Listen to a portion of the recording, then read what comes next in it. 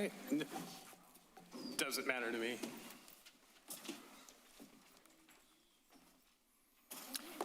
All right. We'll call the meeting to order. It's 6:01 on Tuesday, May 13th. This is a City Council special meeting. Please call the roll.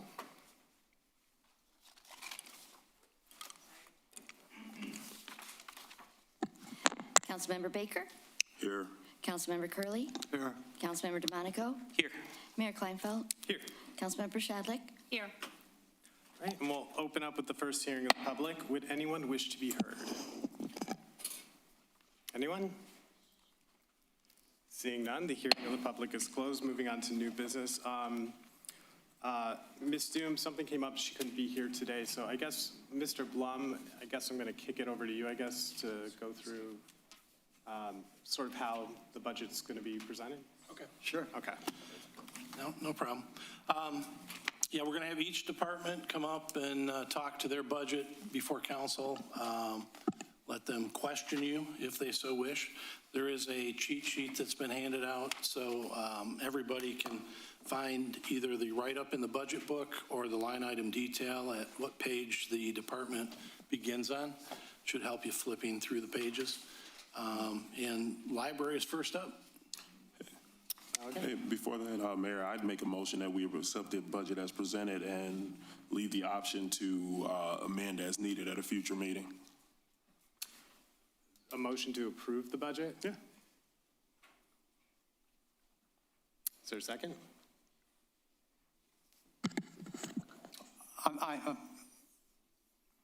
I know it's me, but I don't understand the motion. Oh, that's okay. Well, I made a motion to I accept know, it as but I presented. don't understand it. There's nothing to explain. I'm okay with it, and I was making a motion to see if anybody else was. Okay, all right. Yeah, if you're So not- you're voting to accept the budget As presented. Okay, all right, Yes. now I understand, all right. All right. Without a second, go ahead, please, with the first item. Hello, everyone. I have allergies, so I'm sorry about that. I'm Abby Bennett. I'm the director of the library, and with me is my deputy director, Chris McCollum. So page 60 is for the library. So Randy went through all of the revenue amounts of what we can reasonably expect for the coming year. Not loud enough? Oh, there we go, okay.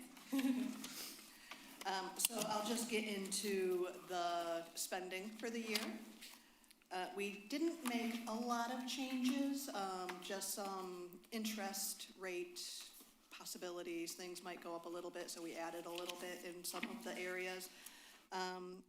As you will see, one of the bigger changes is we want to add back a third full-time librarian. We had one for as long as I know.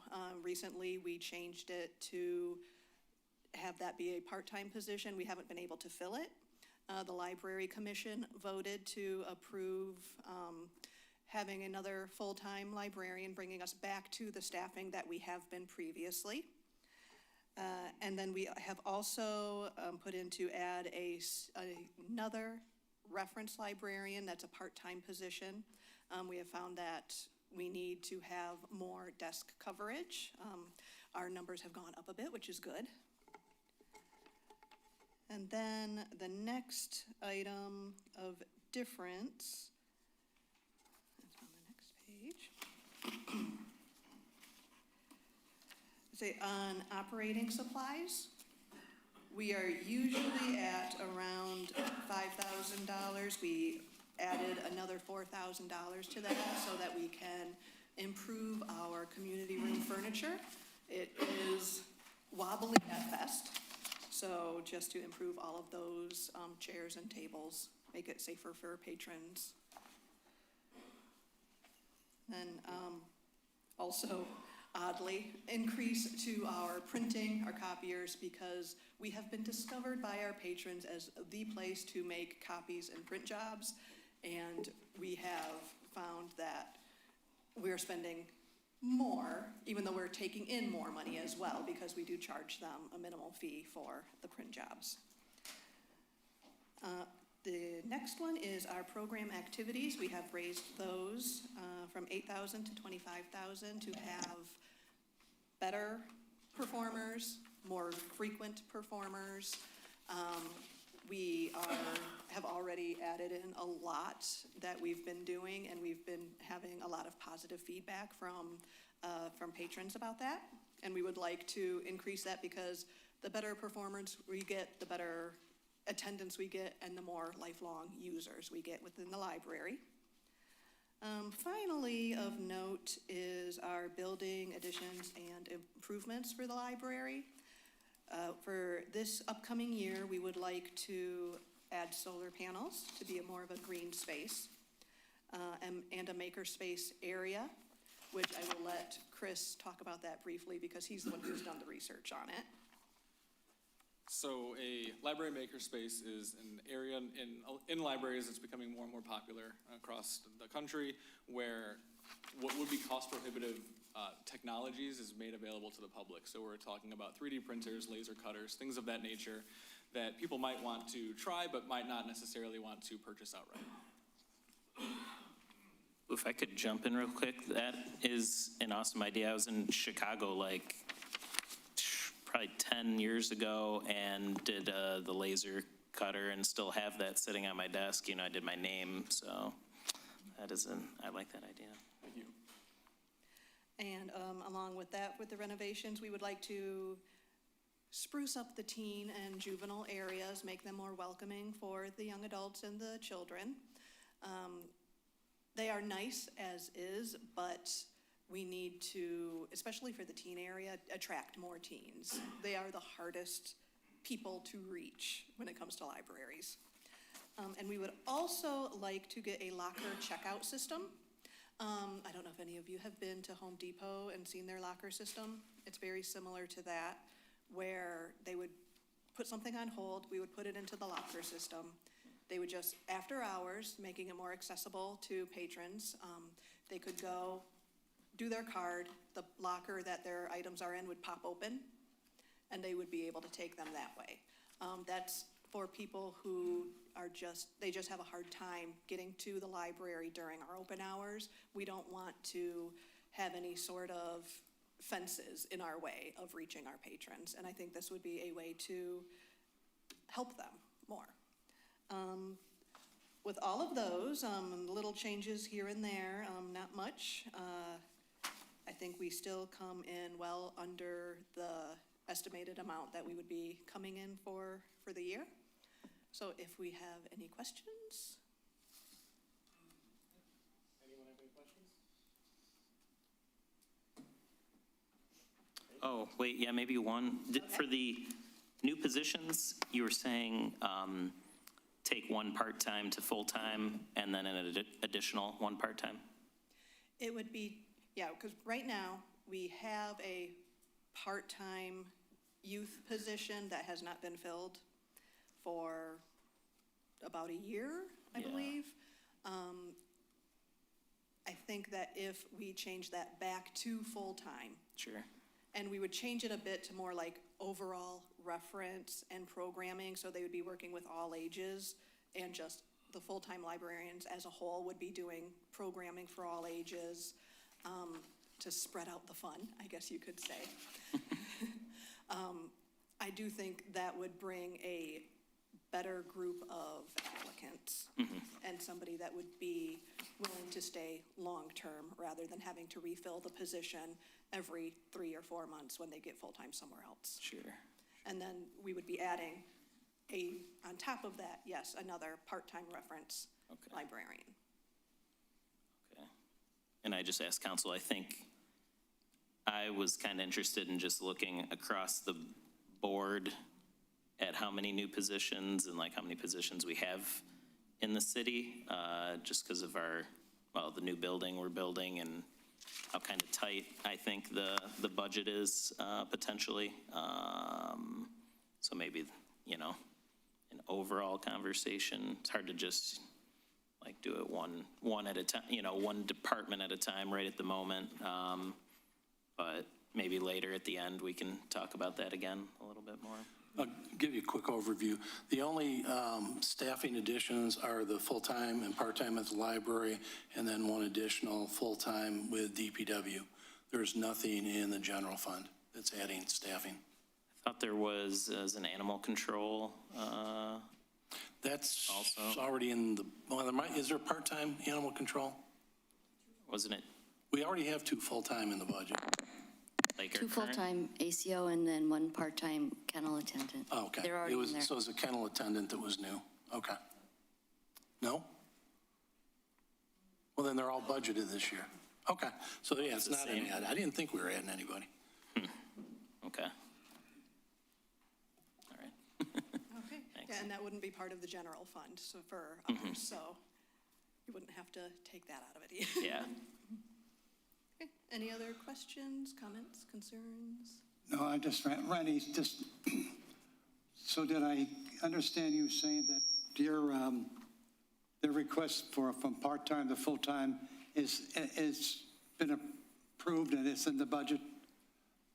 No, there's a side conversation on the animal control that we were back and forth on. Hers is an addition to the current budget, but it gets her back to where it was prior to the previous library director. So it just brings it back to where it had been. How long ago was that? Yeah, the full-time was probably, what, year and a half ago? Maybe 2 years by now. It was when I became the head of adult services. Yeah. They didn't fill the head of youth services position at that time, Right. So whatever, about 3.5 yeah. give or take. Yeah, and we have found that we have, our amount of programming, especially children and teens, has really gone down from what it was when we did have a full-time person to be able to work on programming like that. And we are trying to get back up to those numbers, but we don't have the staff to do so, even with some of our reference librarians adding in some of their help to do so. We just need that one more person that we know will be there every day. Any other questions? Thank you. No, well, I don't, so, I'm sorry, so help me out. So the request that she has, you approved? Yes. Okay. And you'll notice that even with the That's an changes. easier question when I asked Yeah. that time. There's still a surplus in the library even with those ads. Okay. All right, thank you very much. All right, thank you. Moving on to B, economic development, DDA. Mr. McCain?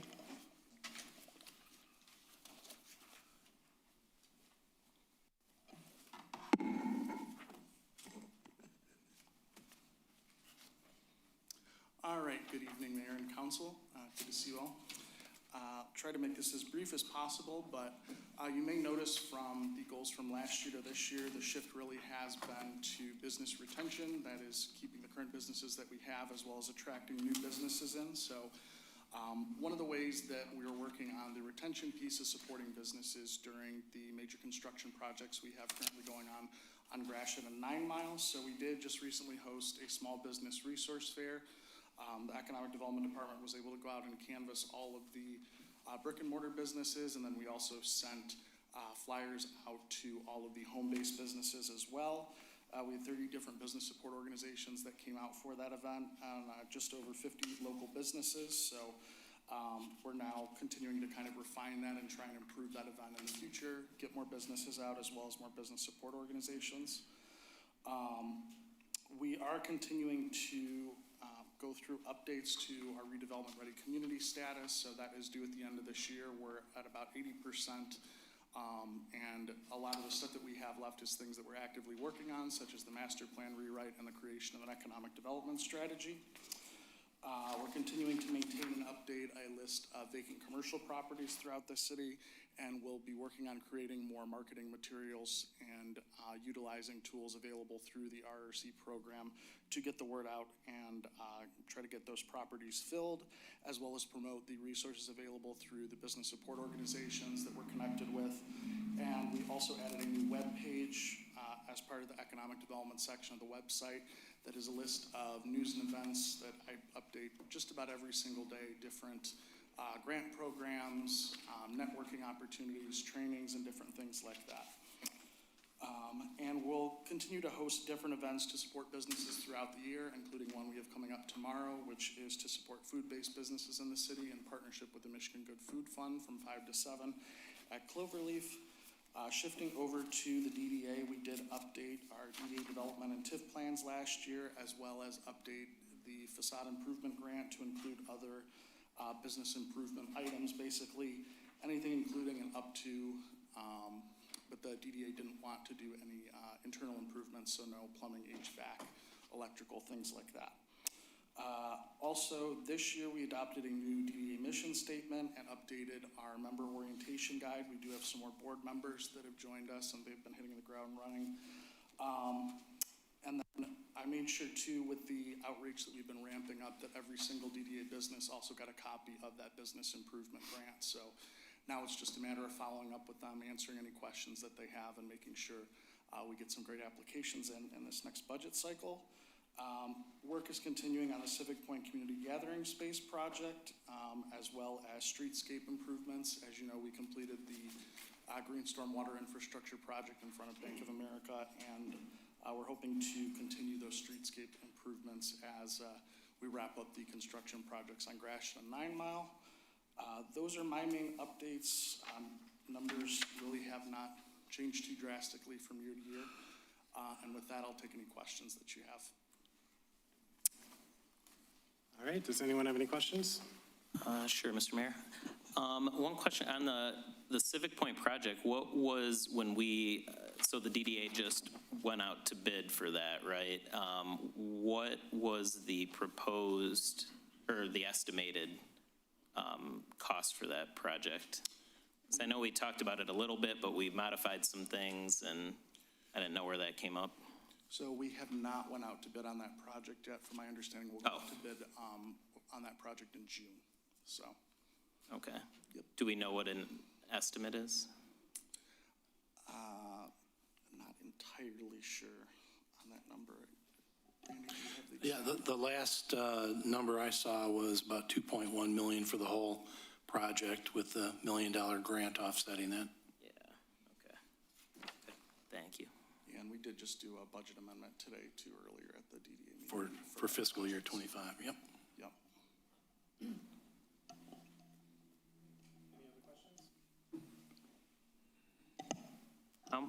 Maybe one other question, Mr. Mayor. Are we still trying to get sponsors then, again, for the Music in the Plaza? Yes, absolutely. Yep. So that is continuing. We are continuing to get sponsorships to roll in. Okay. We are looking for some of those larger dollar sponsors. So if you know of any like big corporations or folks that have deeper pockets that would like to donate, but you know, we'll have some fan favorites like Shamrock and Soundproof come back.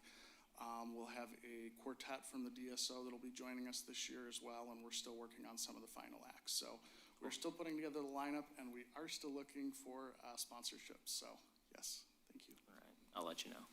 Sounds good. All right, thank you. Thank you.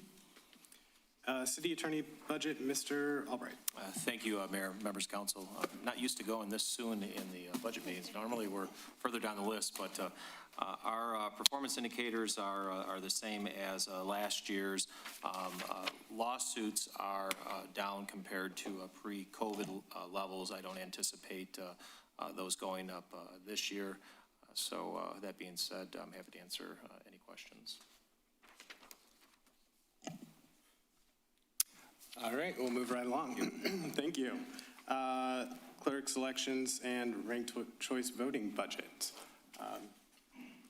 Okay. Mr. Lum? I drew the short straw on this one. All right, clerks, page 8. All right. They have the same staffing as before. The part-time numbers are the same. There's really not much going on here. There's a little bit of an increase in the healthcare premiums, but that's rather normal. So clerks themselves, it's just kind of a boring little budget. Sorry, Robin. There's just nothing to talk about. On the election piece, though, page 11, that does show a decrease because there's only one election this fiscal year instead of the 2 or 3 we normally have.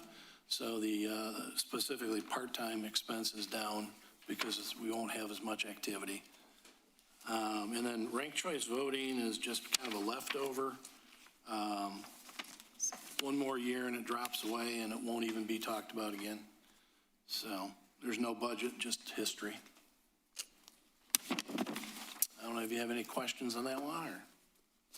I don't. Does anyone have any questions? All right. You again, finance? No. Ms. Oh, sorry.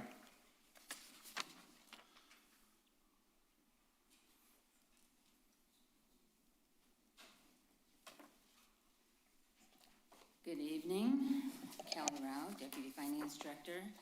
Just going over the budget rather quickly. Some of the functions of the Finance Department include budget, accounting, accounts receivable, accounts payable, payroll, benefits administration, debt administration, investment management, risk management, and grant reporting. So those are some of the things that we do in Finance Department. Our budget consists of increases for personnel services based on union negotiated increases, as well as increases for the wage study for non-union personnel that was approved by City Council. There are increases in training that are offset by decreases in supplies. So the major change, if you do not include personnel, there's about an $1,800 increase from previous years for finance. For the treasurer's office, there's a slight increase in investment fees. That's based on the percentage of investment income. So that will fluctuate throughout the year based on how good or bad we're doing with our investments. Any questions with finance or treasury? Okay. For assessing their, we have budgeted for the contractual services that was approved by council this year as well. There is a slight decrease in attorney fees, which they use for MTT negotiations, resolutions, disputes. So that may go down or go up based on how many cases they have throughout the year. But right now, we have budgeted a lower amount than previous year. And that's the bulk of changes for those 3 departments. Any questions from council? Thank you very much. Thank you. Move on to fire budget. Chief Clark.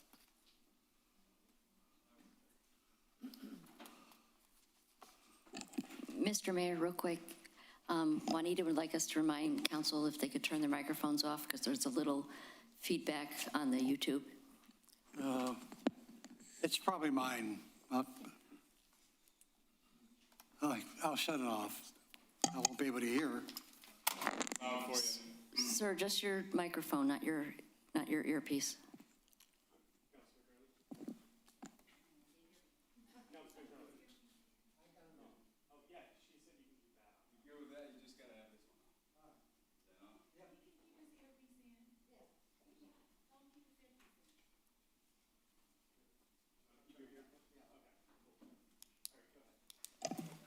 Mayor, Council, Jason Clark, Eastpointe Fire Chief. Not many changes to the budget this year. You're going to see a total of $209,000 in increase. This is mostly due to contractual obligations, personnel, pension and OPEB. Personnel was a plus of $173,000. Pension was plus of $159,000. The supplies that went up $4,000 and services that went up about $10,000. That's just the cost of everything rising. Capital outlay went down $139,000. We've done a lot of projects, so this year we're only asking for $54,000 for some AC and some new doors that are rusted out. Outside of that, it's pretty straightforward. Any questions? Any questions? I had one question, not entirely related, well, somewhat related. Do we have an old fire truck that we're keeping in storage right now? So we have the Model T. Is that what you're talking about? Yeah. Yeah, that's at the Paquette Museum in Detroit.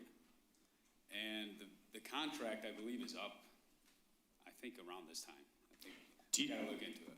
Do you know how much we pay for that contract? We don't pay anything. Oh, okay. No, it's just on loan for free. They just show it off and they kind of store it for free for us, so. Okay.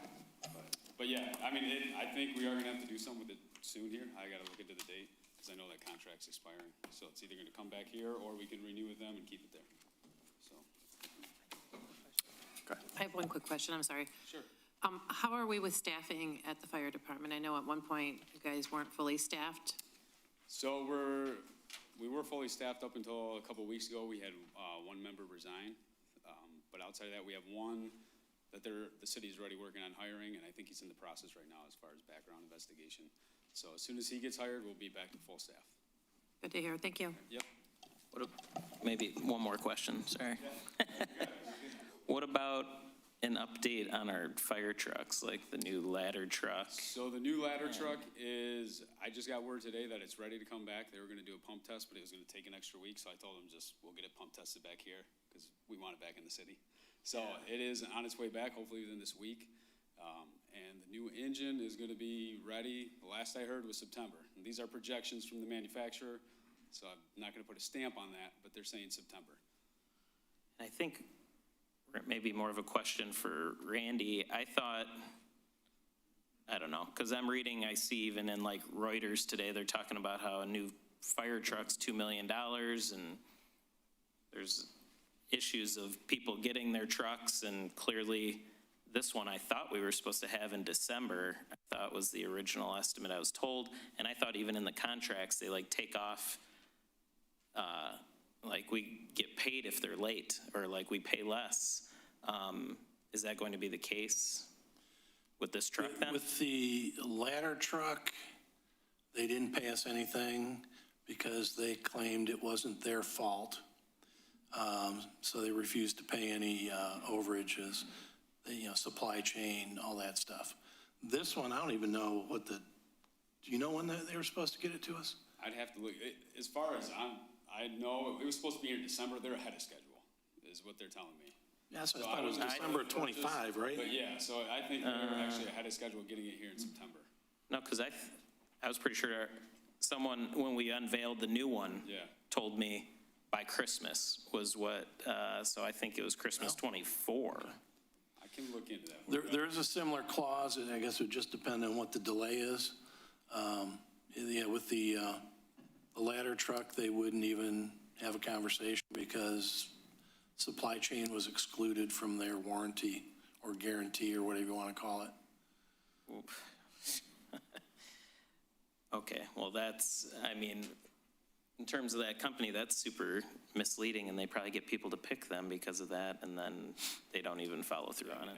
Every manufacturer right now is about 36 to 48 months out to build. Yeah. So that's across the board. Yeah. Which is insane. Yeah, that is. All right, obviously not something we're gonna fix right now, but yeah, thank you for the update. Yeah, no problem. Okay, thank you. Police, animal control, drug enforcement, Chief Haynes.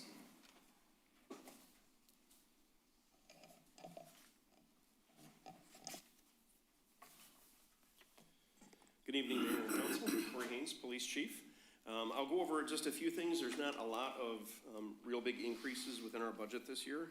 We'd like there to be more increases, but we also understand that there's a budget.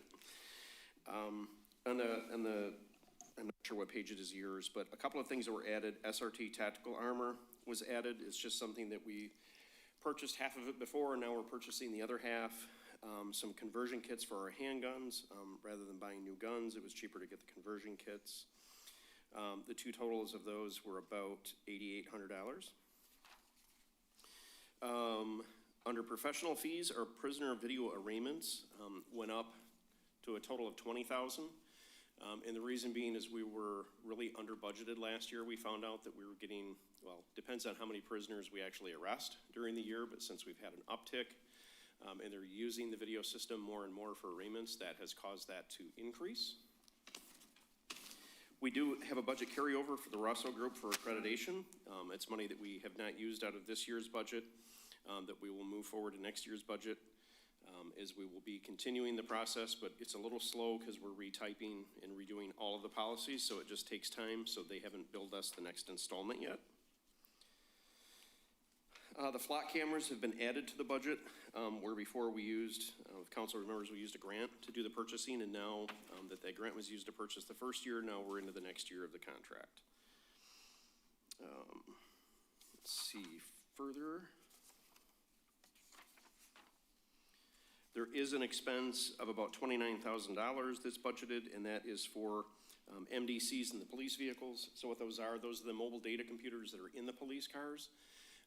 We have 4 currently right now that must be replaced prior to October of this year because they're not Windows 11 compliant.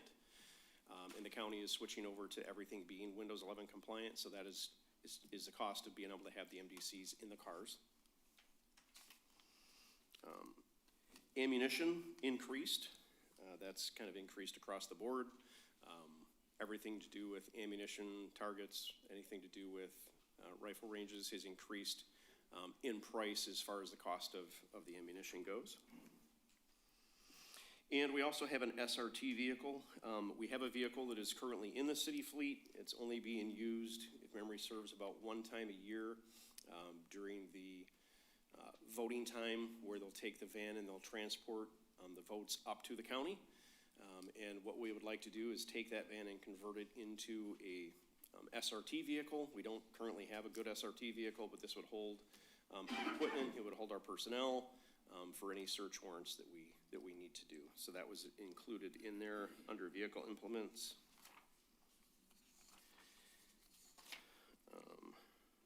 Moving forward out of the police budget and into the animal control budget, there wasn't anything that was really greatly increased in that budget. There was one item, though, that I wanted to bring council's attention to that was decreased. And I think that that's going to potentially be an issue to where we'll probably need a budget amendment. At some point, that is under vet bills, animal care. It's currently budgeted at $15,000. And I don't know exactly where we're at this year, but I know we're over 40,000. So that one's going to be light. We will try.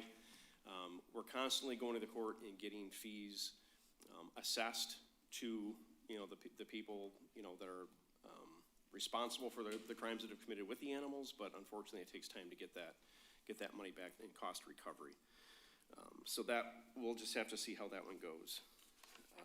As far as moving on to forfeiture, the forfeiture accounts, the only thing that has really been added to that is the Eltron Corp crime scene diagramming. I don't know if council remembers, but a year ago, we had asked for a different software. I don't even remember the name of it, but it was about $60,000. And we're not able to afford that, but we do need some kind of crime diagramming software. We obviously have crime scenes. We need the technology to be able to do a much more professional job and a 3D job. We were able to find another company. We sent one of our officers to it. It's very similar to the most expensive software out there and will serve our purposes greatly, and we can get it for about $15,000 rather than $60,000. So again, that's coming out of drug forfeiture funding, not out of the general fund. So other than that, I'm open to any questions that you have as you go through the budget.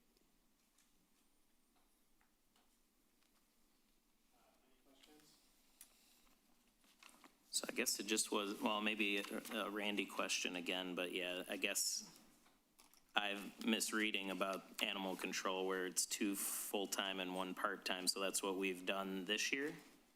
And have we had all 3 of those positions full then? Yes, we had those positions last budget year, and there's two full-time animal control officer positions. At one time, we had animal control officer Bratton, and we hired another animal control officer, Jessica. She left. It took us a little while to get through the process to hire a new one, but we hired Officer Sanchez. Subsequently, Officer Bratton left for another job, and now we've hired back the second person. The part-timer is the kennel attendant. Okay. That serves at the kennel, and they've been here for 2 years. Okay. All right, thank you.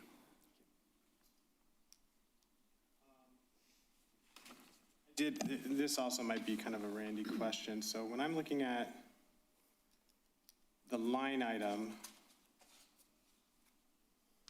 did we have 20,000 in there for the 24-25 amended budget for the kennel attendant? It's on page 38.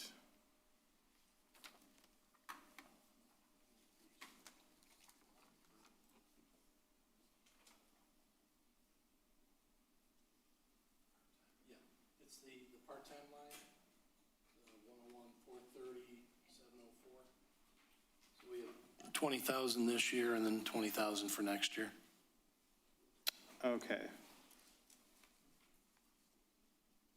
The two full-timers are on the supervisor line above it. And what's the very next page, dog warden? It's just Pardon me? continuation of the whole thing's called dog warden. That's the official state of Michigan Chart of Accounts Gotcha. designation. Okay. Sorry, I thought of a kennel attendant, sounded like a dog warden No. to me, so. We call it animal control, state calls it dog warden. Okay, any other questions? All right, thank you. Thank you. Next is the 38th District Court. I don't know if we want to, Judge Galen, do you want to go ahead and start off?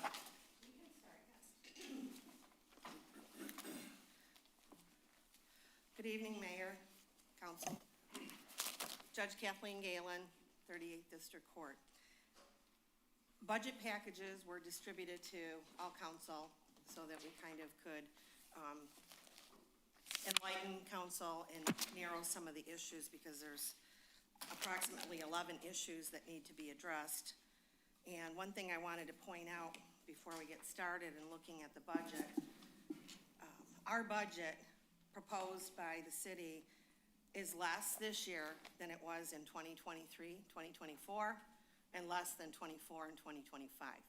So although our costs are going up, the proposed budget by the city for the court is going down. And with that in mind, if you look at the court's budget proposal summary, there's 11 items that we will be going through.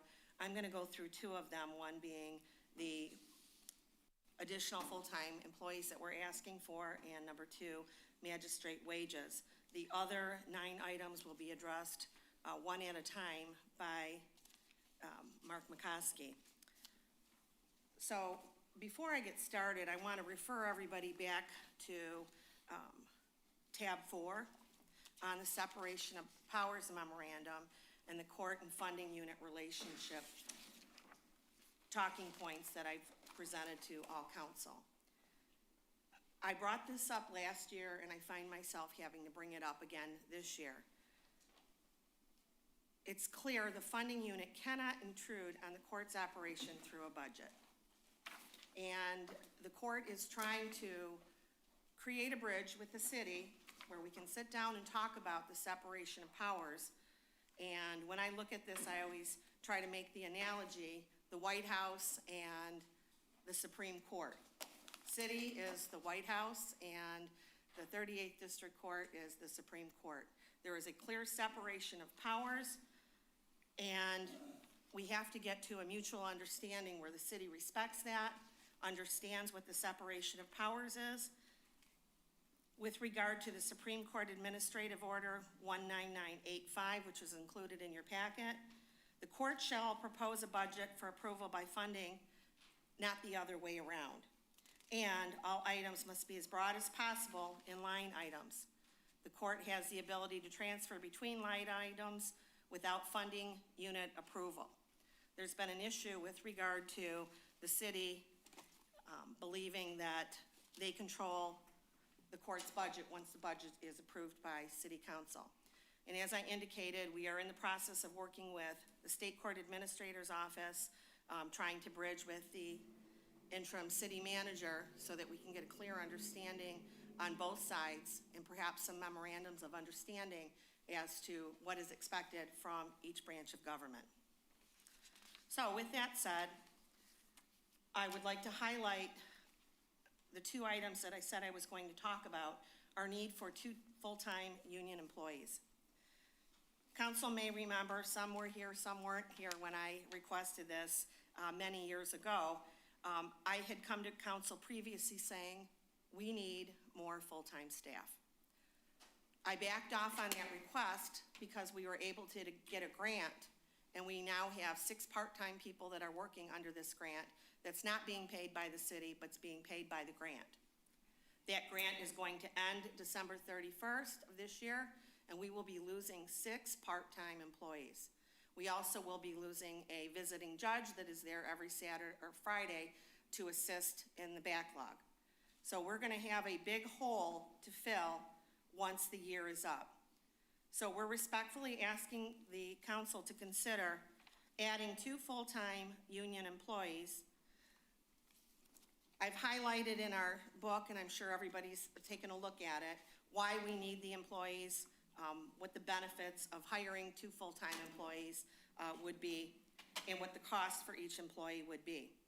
I've broken down for council what the cost is. The cost for 1 clerk, including all benefits, would be $62,781 annually, and we're asking for 2.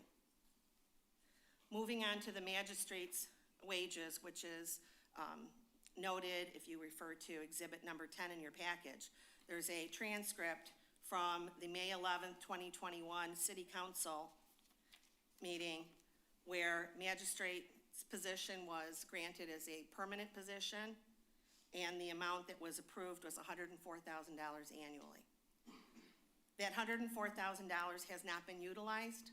The money that was originally earmarked for that, the difference was given back to the city. And we're asking again this year that it go up to the 104, and if it's not used, that the money would go back to the city. Now, in the budget package that was presented to council, the suggested amount is $55,000. I have a document prepared by Mr. Blum where when the negotiations were going on or the budget meetings were going on, and he put $70,000 in there. So now at 55, that's a decrease, and I'm not sure where that came from, but I do have the numbers that were prepared by Mr. Blum. So what we're asking for is the $104,000 for magistrate's wages. Magistrate has been given a bit of a reprieve because of the visiting judge. The visiting judge has been helping out, but once the visiting judge is gone, we're going to be back to a single judge in a court that really should be a 2-judge court. And I would like a little support from the city, not that we're going to cut your budget, but that we appreciate the work that you're doing at the court, and your staff is working over what a 1 person should do, and the judge is working over what 1 person should do. So a little respect and consideration for that would be greatly appreciated by the court. Now, with that said,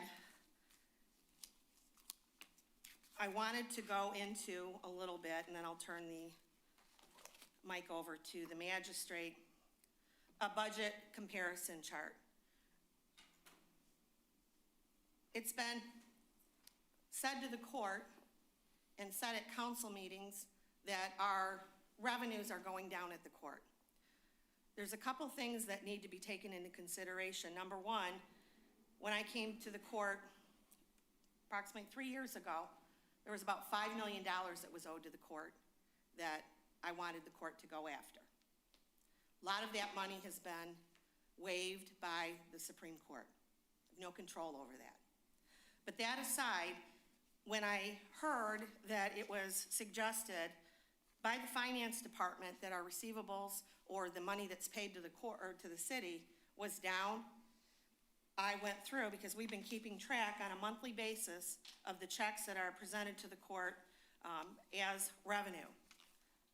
And I did a summary chart to show that over the time that I've been there, the court has paid over and above what has been budgeted and spent by the court, right now at $870,770, and that doesn't include this year. Also, I looked at the numbers, the disbursement recap last year to this year, and this year, our revenues are up and will exceed, most likely, what has been budgeted for us for the year. So what that says, in essence, is that the court pays for itself. And in addition, the court historically has maybe given a little extra money to the city, which has been used, from my understanding, for the police department. So we're asking that you take this into consideration in making a decision regarding the help that we greatly need and the magistrate's wages. And I'm going to turn the mic over to Magistrate McCoskey to talk about the other 9 issues, and I will be available for any questions at the conclusion of his presentation. Thank you, Judge. Good evening, Mayor Kleinfeld and members of council. I think everybody knows who I am. I'm Mark McCoskey. I'm the magistrate and interim court administrator for the 38th District Court. Just a little bit of housekeeping. The budget write-up that the court originally proposed and sent in on page 51 of your budget proposal packet, we had listed that in 2023 that the caseload was 20,892. Well, we took a little harder look at that after we submitted it, and the new number is 22,270, 22,270. That's for 2023. The 2024 caseload is 24,020. The prior number, the incorrect number, the prior court administrator did not follow through to the end of the year, the caseload. So we did that in just in the spirit of full disclosure. We had indicated that the court increased caseload of 30, we had said originally 3,128, but in fact it was 1,750. So the caseload did go up significantly, and when we ran the numbers again, we wanted to just, in the spirit of full disclosure, let the court know that we have an increased caseload. May I add one thing? Sure. And then on the same page under revenue disbursements, when we originally submitted it by the deadline under City of Eastpointe, the number was 1,424,354.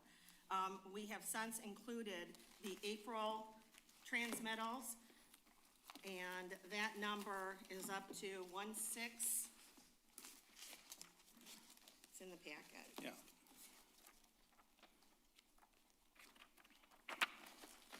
That number is 1,652,880. That's through April, with 2 more months to go. A significant number will be, and our projected budget spending was $1,409,000 with 2 months to go. Correct. So, anything else, Judge? No, thank you. Okay. I just wanted to, because when we submitted this, the numbers are different, and I wanted to make sure everybody has the correct numbers. Okay, thank you. Okay, we have 9 issues here. Some are, we can go through quickly. Others will take a little more time. Going through the budget, number 101-286-702.000. That's the appointed official. And by appointed official, that's the court administrator. The original court administrator, well, the city has proposed $94,500. Just as a little historical context, the original court administrator, before and just when Judge was elected, was compensated at $125,000 a year. The most recent court administrator, having no prior court administration experience, was to earn $99,300. The court is seeking to hire a qualified, experienced professional with a salary range between $99,300 to $110,000. We had a unpaid consultant come in and kind of look at our operations and take a look at the workflow of the busiest district court, one judge district court in the state of Michigan.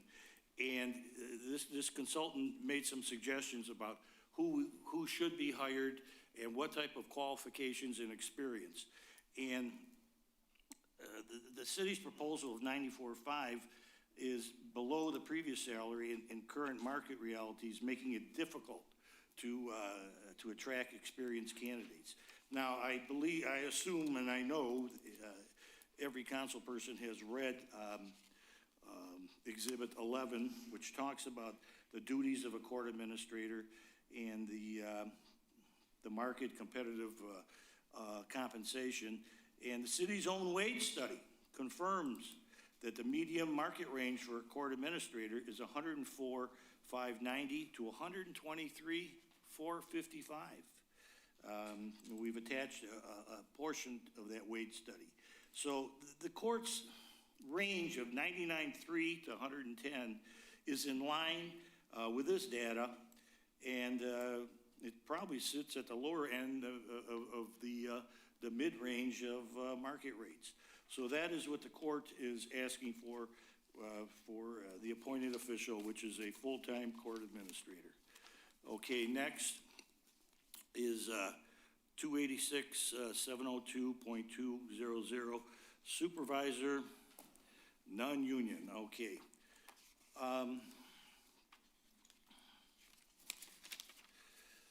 What's happening is that we have 4 full-time people that are not in the bargaining unit. We have a probation officer, we have 2 court officers, and a judicial assistant. And there is no raise for these people in this city's budget. And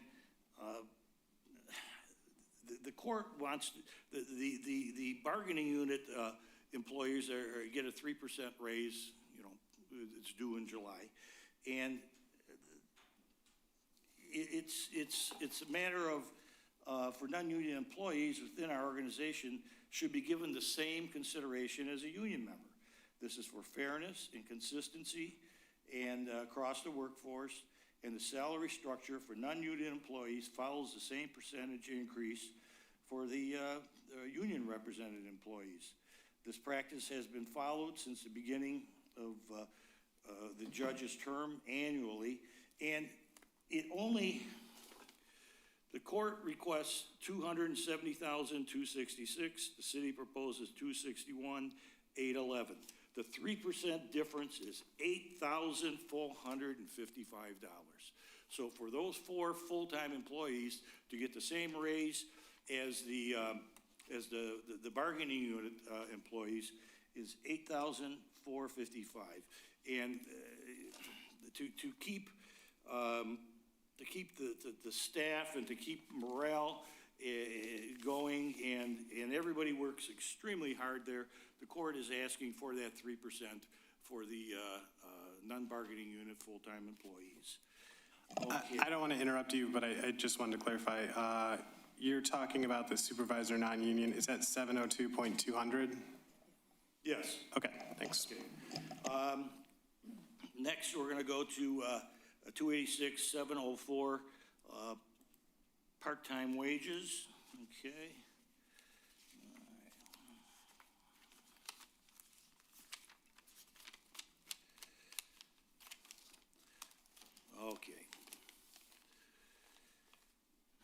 Currently, our part-time employees earn $20 an hour. The proposed reduction of the hourly wage for part-time employees from the city budget is $20 to $18. That's a significant concern for the court's ability to retain and attract qualified staff. It is important to consider the following, and I'm not going to read the whole thing, I'm just going to hit a couple of the points. Competitive market conditions. At the current $20 an hour rate, the court has already experienced difficulty in recruiting and retaining part-time staff. We've hired part-time staff. When they come in and they see the volume, the intensity, and the pace of the work, they leave. We've had people come in on a Monday, and by Friday, they're gone. They just, it's heartbreaking to us to see that, and to lower the part-time wage from $20 to $18, it's a real concern. Wage inflation, cost of living, I don't think I have to say anything about that to anybody here, how it's costing more to live, and it's affecting everybody, including the public sector of which we are a part of. It runs counter to the market trends, and again, the specialized nature of the work our employees do is sensitive, time critical, and often complex administrative work. This requires a level of discretion, and they should be compensated for it. Retaining the $20 rate within this cap, there's a cap of 1,540 hours. This cap already provides a cost control mechanism, and retaining the $20 within this cap ensures the budget constraints are respected. Just as a comparison, the 39th District Court has clerks making $23 an hour. The 40th District Court is 18, and they're going to be going up to 20. We're in line with people, with our peers at $20 an hour, and the request is to continue the $20 an hour for our part-time employees. Okay. Right, talked about that. Overtime. Let's see what we have here. 286-707-00, and that's number 3.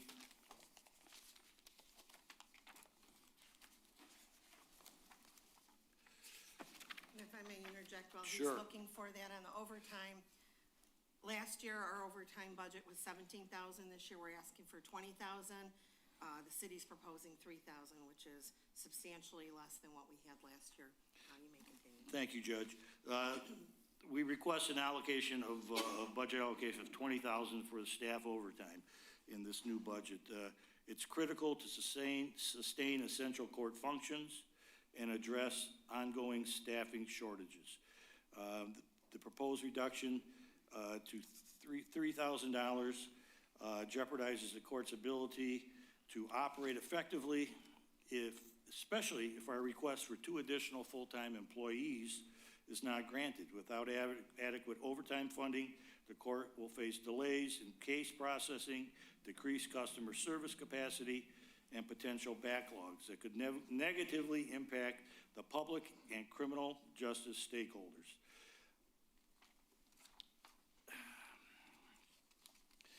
Overtime is not being used as probably it should by our employees because they are tired.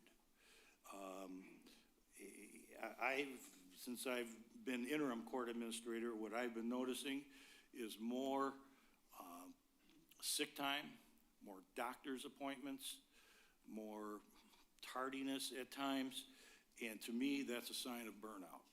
And when we have proposed overtime to our employees, it is not availed as you would think.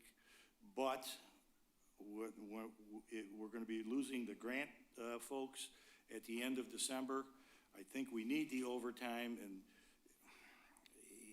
hopefully the employees will take advantage of it. But it is a problem, and I would ask that the council restore the overtime to $20,000, the requested amount of $20,000.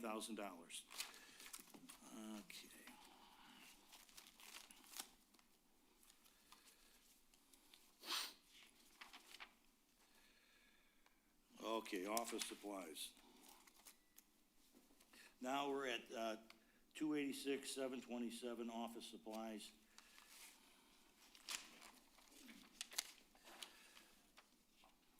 And while he's looking at that, I just wanted to point out, prior to this year's budget, everything was put into one pool as far as office supplies.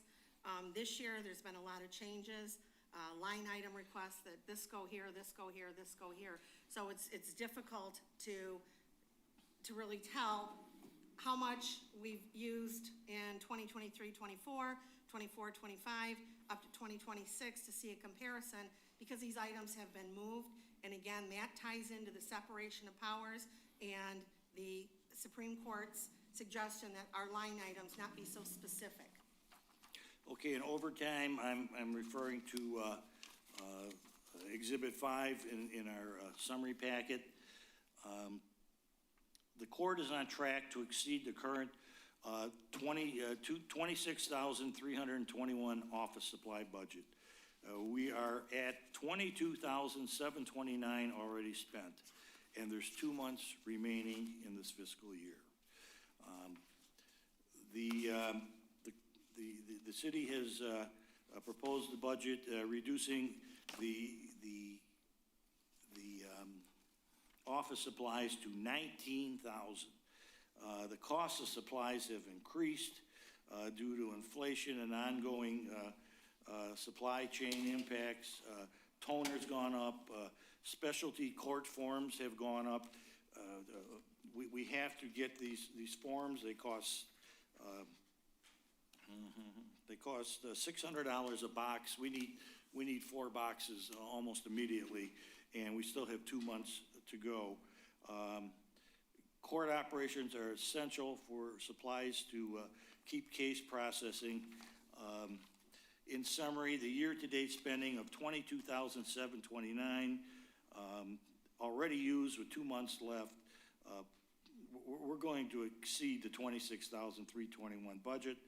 The court is requesting $25,000, lower than the current year's budget, but necessary to meet the minimum operational needs.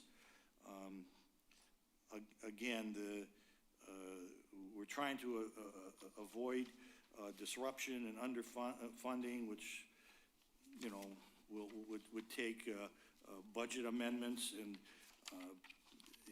this is a very critical thing, the office supplies. So we need the additional money. Now this is interesting. 286, 740.00 office chairs. They say, and I'm going to Exhibit 6. They say a picture is worth 1,000 words. I think these pictures are worth 5,000 words. Many of you have visited the court and seen the chairs and the disrepair they're in. We're asking for $5,000 for 14 chairs. We've enclosed the advertisement from, I believe, Office Depot. They're standard chairs. There's nothing luxurious or exotic about them, but they're needed. The staff, the arms and the seats are brittle and frayed, and the staff is complaining a lot, and it's catching on their clothing. And for $5,000, and when the new building, the new court building comes to fruition, those same chairs can be transferred over to the new court building. So it's not necessary to buy new chairs for the new building, but it is important for the health and safety of our employees to have adequate chairs.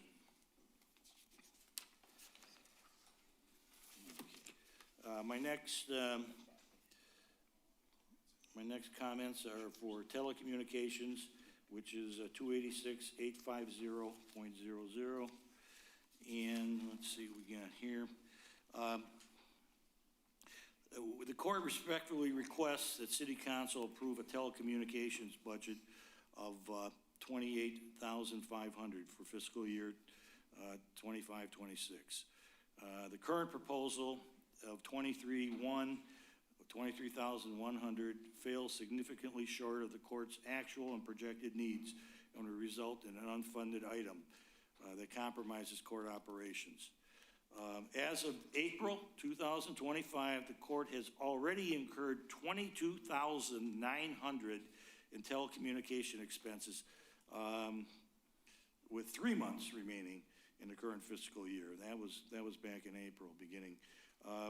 Based on the monthly expenditures, the court is projected to exceed the budgeted telecommunications costs by the end of the fiscal year. The phone system, the internet, the courtroom video system for remote hearings. The Supreme Court is now saying if you can do a remote hearing, you gotta do a remote hearing. And communication systems for probation and administrative coordination. The proposed amount reflects, of $28,500, reflects actual operational costs based on spending.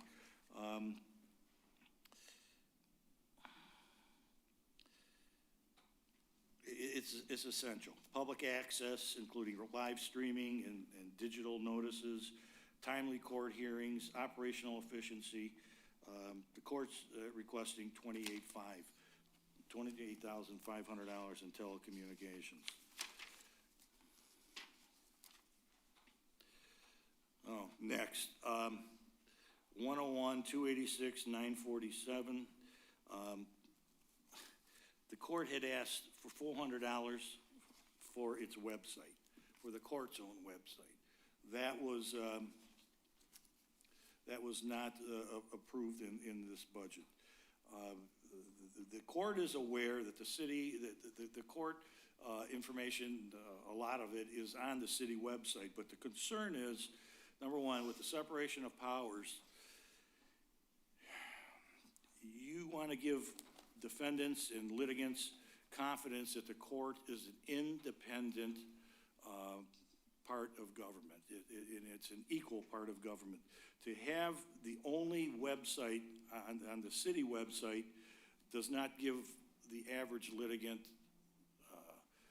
confidence. Also, the court's own website is able to be a little more nimble and put forms out quicker, notices out quicker.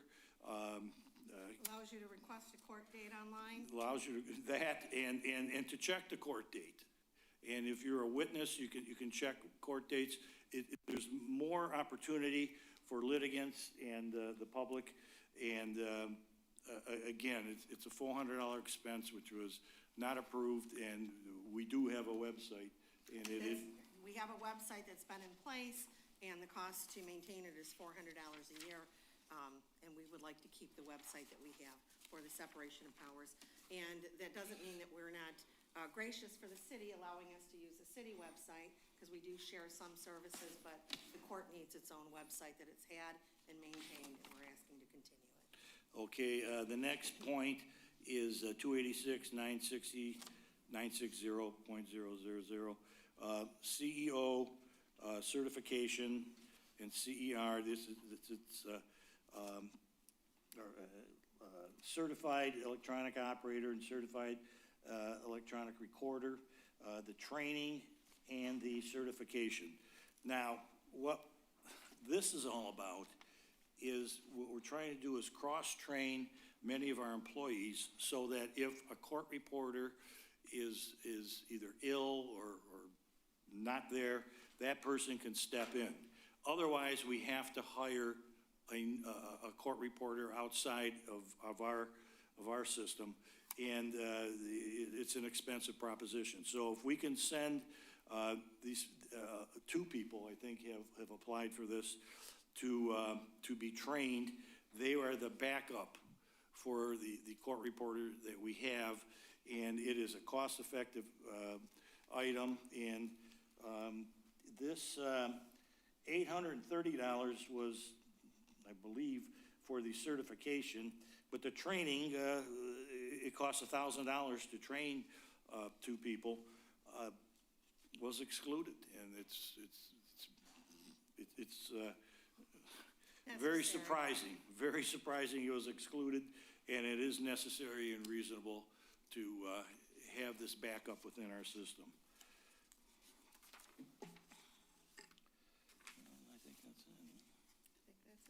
I think that's it. Any questions? Sure.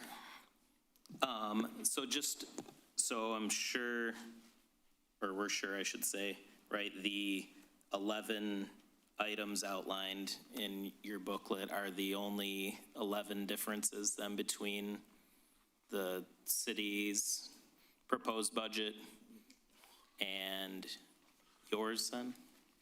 Not necessarily, but we've narrowed them to these 11 issues because these were the most important. Most important, okay.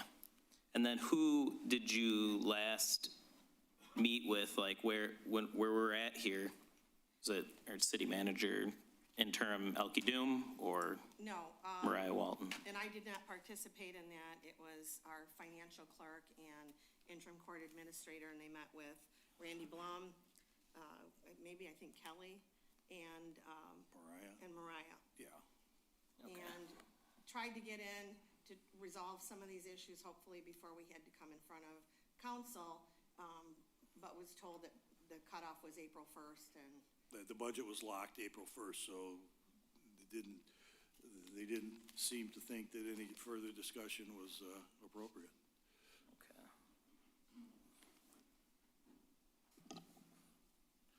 Well, I would like to ask, I mean, I guess the easiest thing I can do is, we've heard your side. I would like to, and, you know, we've acknowledged that the conversation started with City Manager Walton. I guess this is where all the budget talk started. So I would like to ask Mr. Blum if he can give us administration side as to, you know, what you guys decided to present. Sure.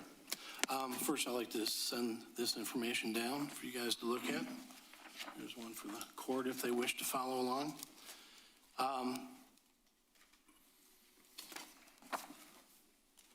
To start off with, I'll address each one of these items, but I want to go through an overview first. The starting point of the court's numbers was fiscal year 20, which was in the middle of COVID. So 20, 21 were down, 22, 23 were up. Everything's all over the board.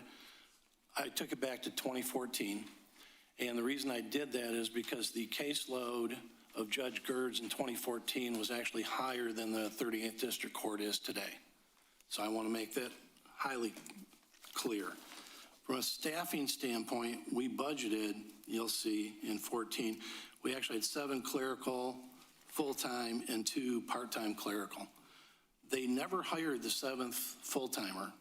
And the following year, we went back to the 6 full-time, actually dropped it to 1 part-time, left that way for a while. We continued on with the 6 full-time for quite a bit. Because of the backlog from COVID, the request was made for additional staff, and rather than hiring more full-time employees, we added 3 part-time in fiscal year 22. That was deemed to be not enough. So then a 7th full-time clerical was added and only 1 part-timer was dropped. But in addition, there was a accounting collections full-time clerk that was added in fiscal year 23. So if you look at current, the court has 2 more full-time staffing than in 2014 with the same caseload.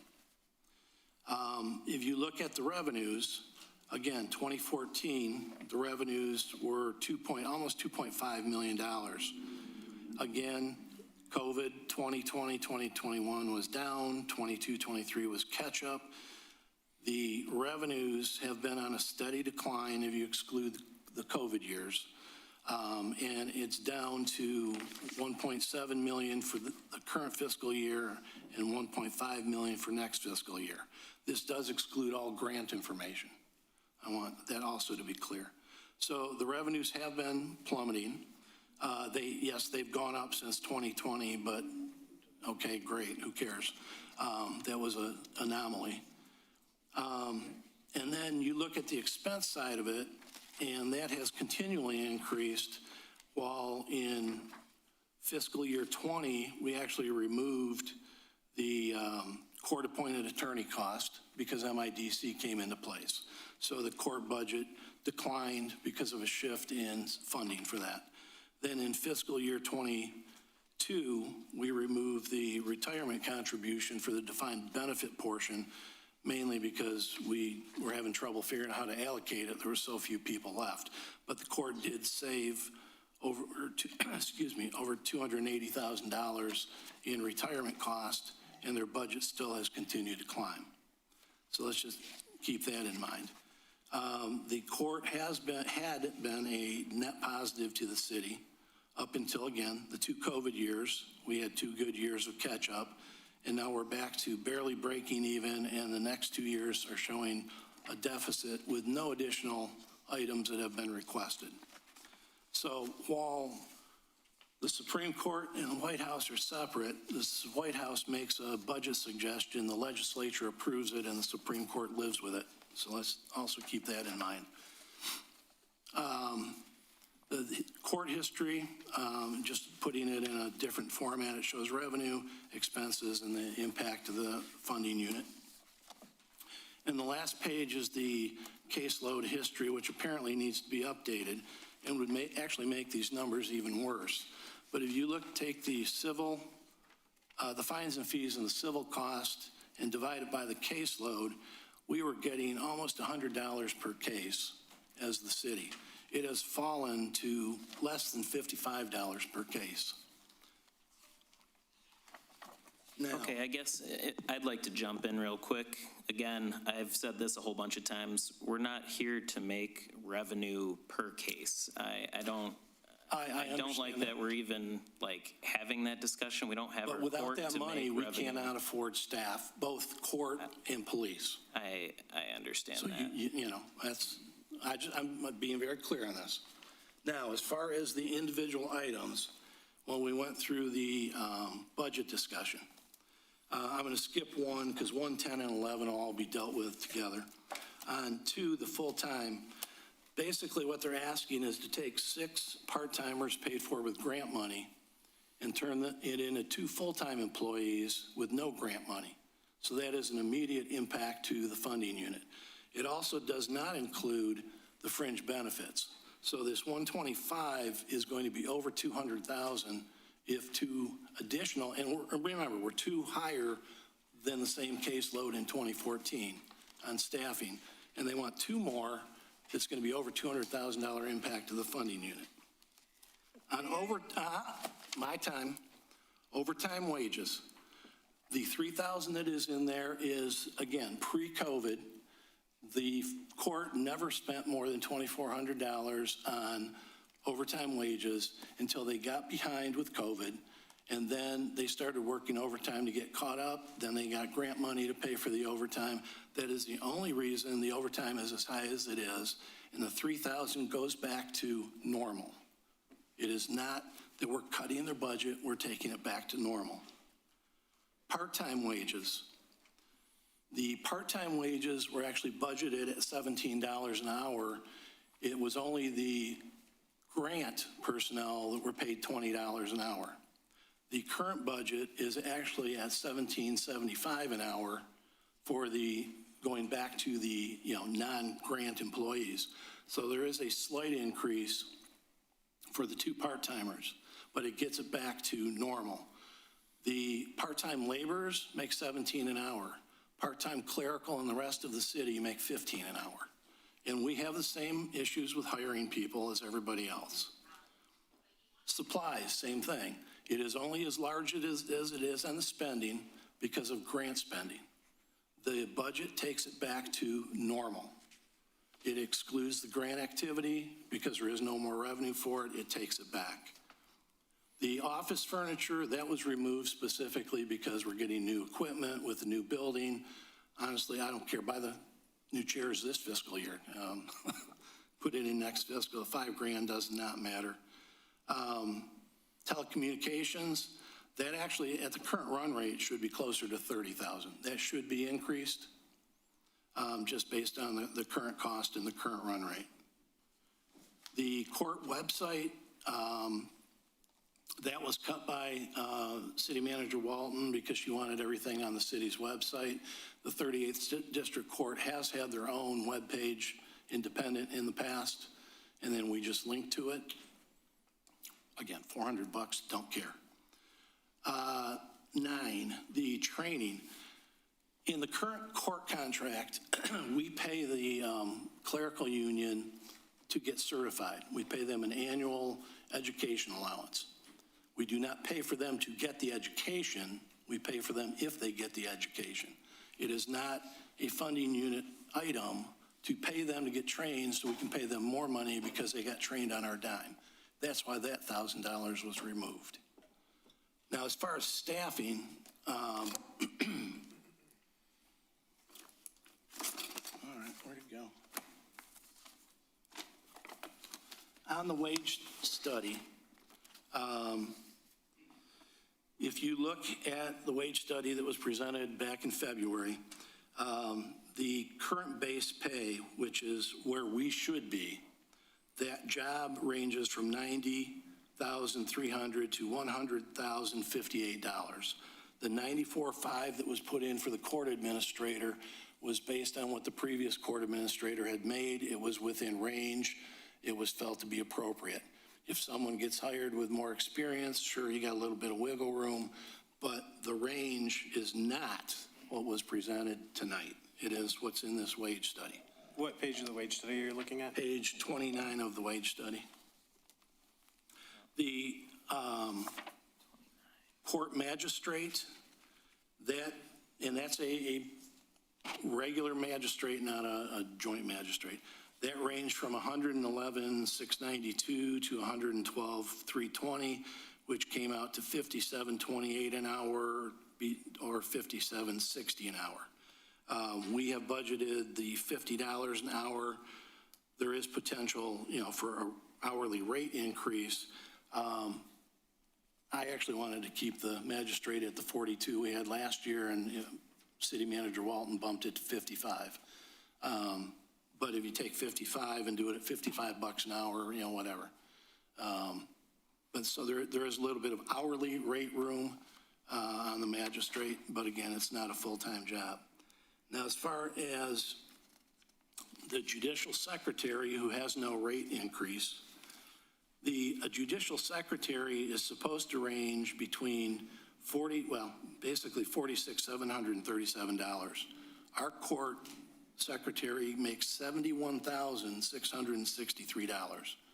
That is why there is no wage increase. If you look at it from a court reporter standpoint, it ranges between $26.50 and $28 an hour.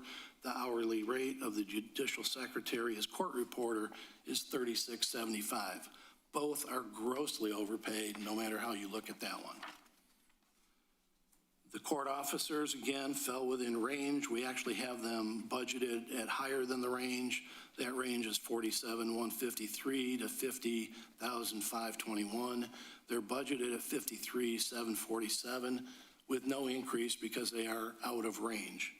The probation officers' range is $58,503 or $58,184 to $59,503. Our probation officer makes $82,654, way out of range again. And that is why there's no pay increases for those employees. And it's probably going to be a long time before any raises are suggested for any of those positions based on the wage study. Back up, how are you saying, so judicial secretary, let's go back a couple. Yep. You're saying, again, so the mean and the median, so you're saying 71,000 over the 46,000? Is that what you're comparing to? Correct. Of the one example? There's one example. No, Oak Park, we're basing that off of just one position in Oak Park, 46,000. The minimum and the maximum is done based on the size of the court.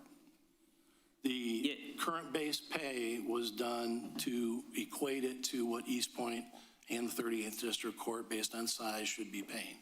Well, no, but that 46,000 is a mean and median of one position though, in this, on that page, right? You're on Correct. page. But So that I'm was, just that saying was we're, the point of the wage study, was to get it comparable to something that's appropriate for this city. right, so but then the minimum, what about all the minimum maximums for 4 communities that apparently just don't have one employed right now? And they have ranges from 57 to 72 or 74. And they are larger municipalities with significantly more revenues, which is why the wage study, Ramberg, did it the way they did it. Well, but larger community does not, I mean, we don't, every police officer in St. Clair Shores doesn't make double the amount of a police officer in Eastpointe. I mean, No, so, but we also don't try to compare ourselves to Sterling Heights or Troy or any of the big dogs either. sure, but St. Clair Shores is in here. I'm just saying the 46,000 is based off one position. That's all. And then the rest of these, I think, there was a lot of, going through this, a lot of apples to apples and apples to oranges in here in this study. I mean, some of the positions, it was like 50, 60,000 difference in some of the examples in the same position, because one position was like, not the, I don't know. There's a lot of differences, but I guess I just don't agree with they're being grossly overpaid, I guess, is where I'm going. Well, that was the purpose of the wage study, was to get us some real numbers. We were fairly confident that they were overpaid, and the wage study proved it out. Now, as far as, there was a reference to a previous court administrator making $125 a year. That was a court administrator who was also a magistrate and was paid extra for the magistrate role. So if it's just a court administrator, it's appropriate at $94,500. Just to throw this out, the court administrator in Troy makes $195,000 a year. That's what a good court administrator, probably top paid, but she makes more than Supreme Court justices. Michigan Supreme Court Justice, yeah. Yes. With regard to the judicial secretary wages, they're in line with what we came into when I was elected. So they've been at a level, and now they want to drop the level. That's what she hired in at, and it should stay where she's at. Which is what the budget is. She's staying where she's at. Well, with the 3%, No. it costs $8,300 Well- some odd dollars for everybody to feel valued as employees at our court, and not say, you're not getting a raise this year. She works so hard. She puts many hats on because we are understaffed. So she's somebody who is there, that stays late, stays beyond everybody else, does a lot more than just judicial secretary. And to be quite frank, I do some of my own secretarial because she's so busy doing things with the finance department, with the court. So I think she's grossly underpaid, if you want my opinion. I think the 3% is a modest request to keep it in line with everybody else. Well, and it would have been nice, the judge gave us all of this information a week ago, and you just pass out right now. I'm just supposed to look at multiple pages of, Mr. Blum, multiple pages of analysis here that clearly took more than 5 minutes to put together, and then now we're gonna have a whole conversation on all this. I don't know, 9 of these 11 things, or no, 10 of the 11 seem like, especially you just even said we should just approve. We shouldn't even, get like zeroing out a website. I don't know what our last city manager is doing here. Zeroing out the website, just some training, that's $1,000. All this office furniture and equipment. I don't know, I'd be willing, I guess, just to, I'd say I'd motion that we approve everything in this list other than number 2. Maybe that one warrants further discussion. But Mr. Mayor, I'm sorry. Hold, I'm in the middle of a motion here. And just motion, this would be a motion for our later full approval, of the budget.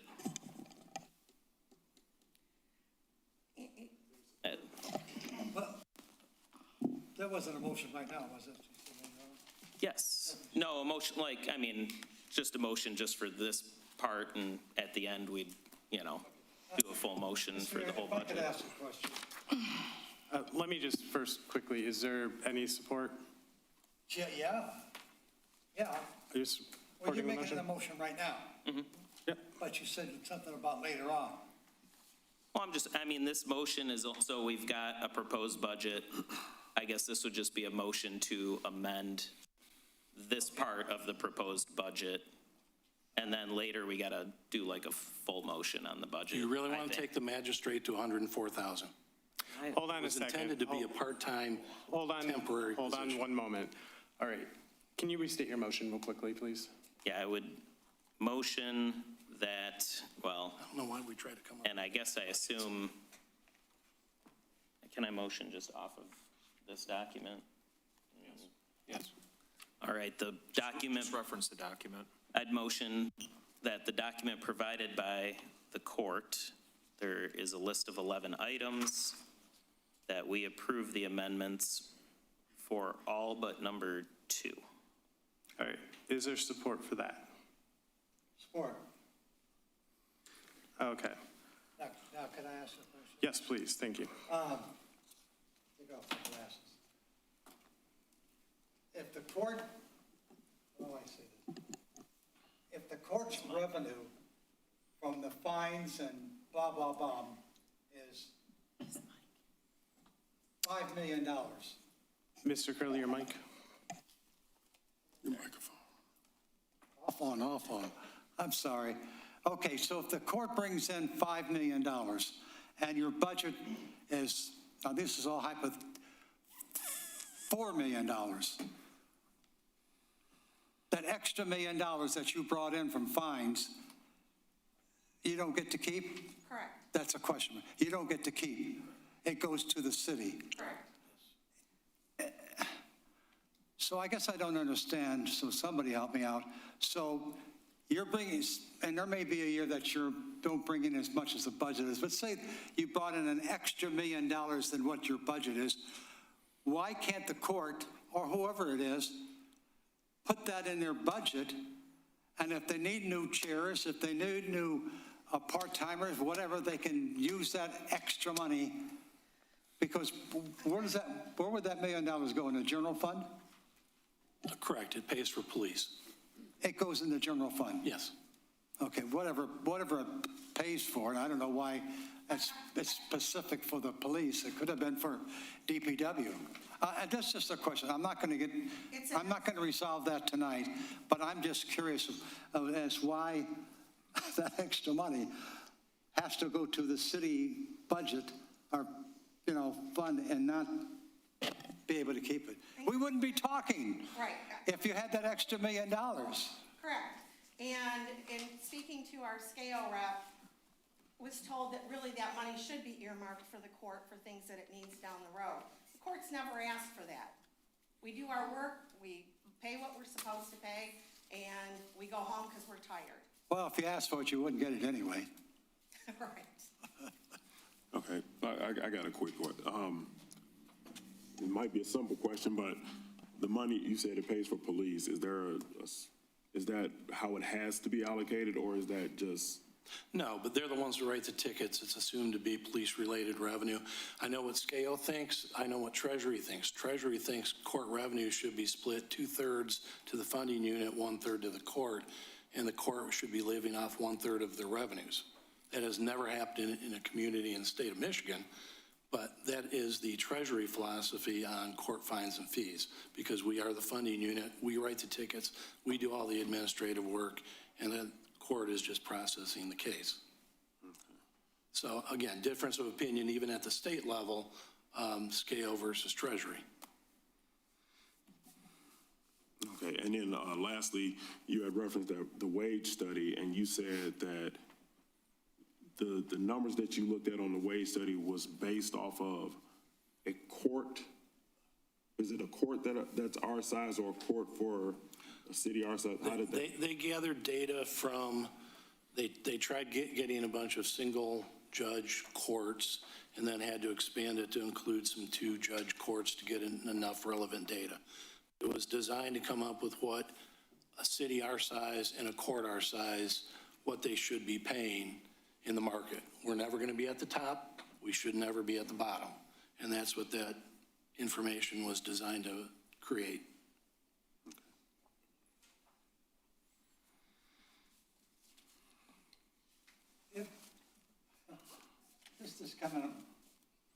This can't come in my head, so forgive me.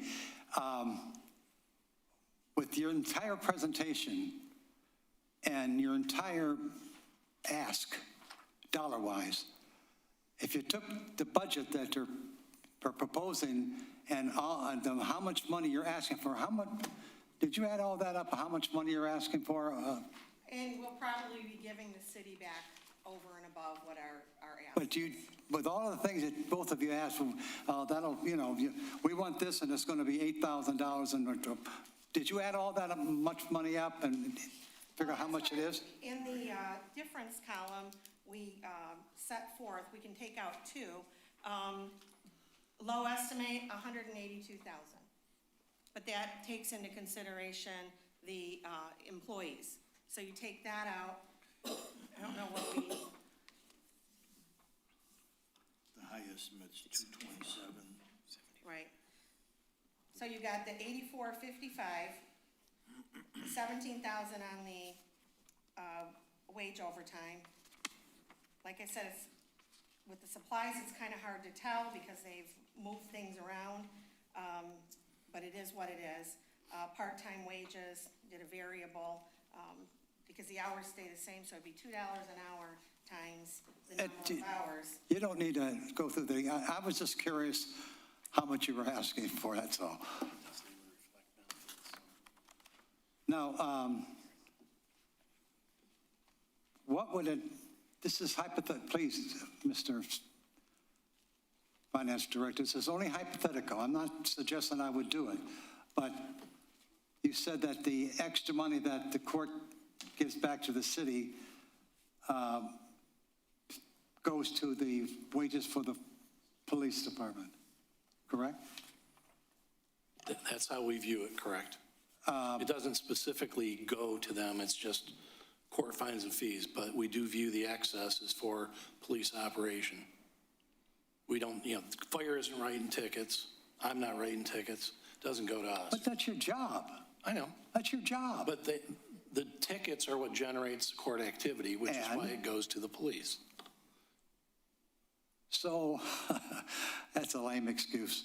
What would it take to change that? Again, I'm just asking a hypothetical question. What would it take to say, you can't, this court's going to keep what they earned, what they brought in? What would it take to do that? Well, at this point, I'd love it. We'd cut their budget $200,000. But that's a council decision. Okay, all right. That's part of the budgeting process. I'm only asking. Yeah. I'm only asking. I'll shut off my mic now so there's. I would like to point out from the wage study, though, that when we implemented it across the rest of the city, based on the wage study, there were people that got less than $300 raises that was going to last them for the next 14 months. They did not get a 3% raise to make them feel good. They got a raise that matched the wage study. So, again, the council can do what council's going to do, but. Okay, I do have one other question. If this passes with all the requests, is that going to take us, are we still going to be in a surplus, or will that take us into the negative? No, we're only at a $35,000 surplus. The numbers don't reflect the increased cost of benefits, so it's going to be higher than projected. So we're going to be at least $150,000 deficit for general fund if this is approved. And I would like to point something out. I do my homework, or I try to do my homework. Mr. Blum, I wanted to interject when we were on this point. The number that I got for the full-time employees came from Mr. Blum and included all the breakdown, including benefits. And so the base cost is 51,188, FICA 3916, 401, benefits 7,678, for a total of 62,781. So that's what was given to us by Director Blum as a number, and then tonight, the number has gone up. So I don't understand it, and one thing I do want to say about the ask for 2 additional employees, we still have our grant employees till the end of the year. I'm not worried about today, I'm not worried about tomorrow. I'm worried about December 31st. So that's not such a pressing issue as the other issues. And, you know, I welcome continuing the discussions with regard to the new employees or the 2 requests. But when you're comparing apples to apples and oranges to oranges, nobody compares to our court as far as the number of cases we do, the volume that we do, the intensity of the cases. We have had 4 dead bodies in 2 weeks. 2 weeks in a 5.16 square mile city. Those are the type of cases that we're dealing with. So when you go to Oak Park, tell me how many murders they have in a year. We've been very lucky. We had a little lull and we didn't have, you know, such serious crimes. They're all serious, but murders, they kind of fell down. Well, now they're back up. In 2 weeks, we have 4 dead bodies. And those are the kind of cases that we have to deal with. So to compare us to Oak Park or another small single judge court is not a fair comparison. Okay, well, I just asked that because that's, you know, we've talked about wage studies, and we've talked about it last year, and I asked when there was a request for an increase, and I asked, did you have a wage study, or was one done, and do you think that one would help? So since that's kind of been a thing, you know, I don't do it, but I rely on the accuracy of them, or I would hope that they're as accurate as can be. I know we're 2 different municipalities, but we have to go off of something. Excuse me. The other thing that I kind of wanted to get back to, this number, you said we would be in the negative, how much if this passes as requested? I have to calculate it, but I'm estimating about 150,000 with no additional changes. Okay, thank you. And I also would like to point out that the grant employees are there till the grant is expended, which at the current burn rate will be August. All right, so I think this is hard to, I mean, I don't even understand how the numbers on the revenue and expense, Mr. Blum, on yours don't match what we have in our packet from the judge. Like it says the court, you know, spent 1.4 million in 2025. Yours says 1.8 million. So I don't know how we're gonna come up with your $150,000 difference. There might be a $400,000 difference on what you're saying, I guess. I don't know about that, but also you said there is a steady decline in revenue. I mean, what number's bigger, 7 million or 1.8 million? Because it was 1.7 in fiscal 18, 1.8 in 2024, 1.7 in 19, and now 2 million in 2023. That doesn't sound like a steady decline to me. Yeah, it goes up and down here and there, but a steady decline is not, I think, an appropriate disclosure. First of all, my numbers are the audited financials. I have no idea where the court numbers come from. Mine are the actual numbers. And as far as a steady decline, it's looking at the history, starting at the 2.5 million, declining to the 1.7. And yes, it does fluctuate a little bit here and there, but it has been on a decline. I was just gonna ask if you can indulge me for a 5-minute break for recess. Sure. Thank We will you. recess until 7:50. I was going to ask the same thing that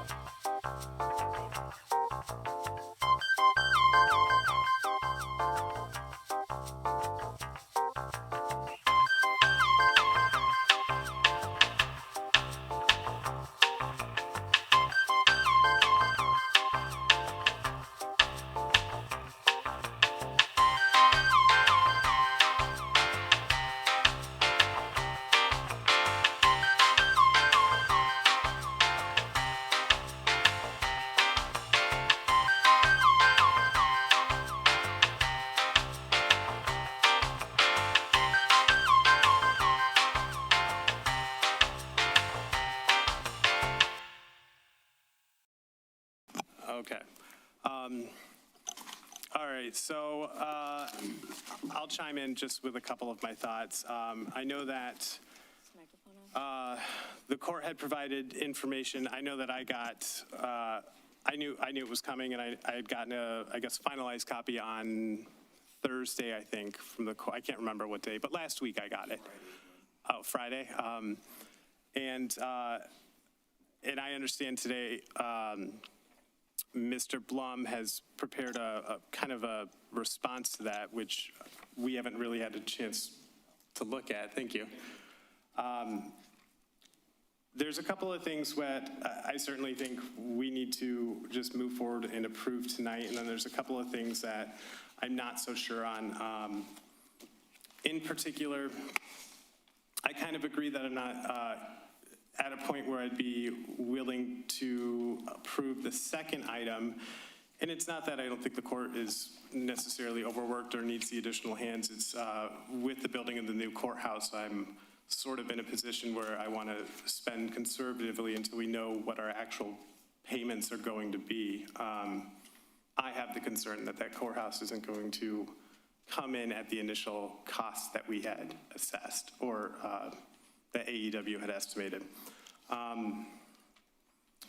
So I would be fine with right out of the gate approving. I guess it's really the wage stuff that I want to take a little look at. I'd probably like to omit 1, 2, and 4 to revisit. I'd like to go over some of this information more probably at the next meeting, a special meeting before our regular council meeting, which is, I think, a week out from today. In the magistrate wages and the court administrative salary, I do think the court administrative salary should probably be a little higher. I do have I still have reservations about 104 for a part-time magistrate, and I know that the history between that has been, there's been sometimes a magistrate, sometimes just an administrator, sometimes there was someone who was doing both. I know the court had, or Judge, you had spoken a little bit about how it's easier for you to operate when the line items aren't as specific.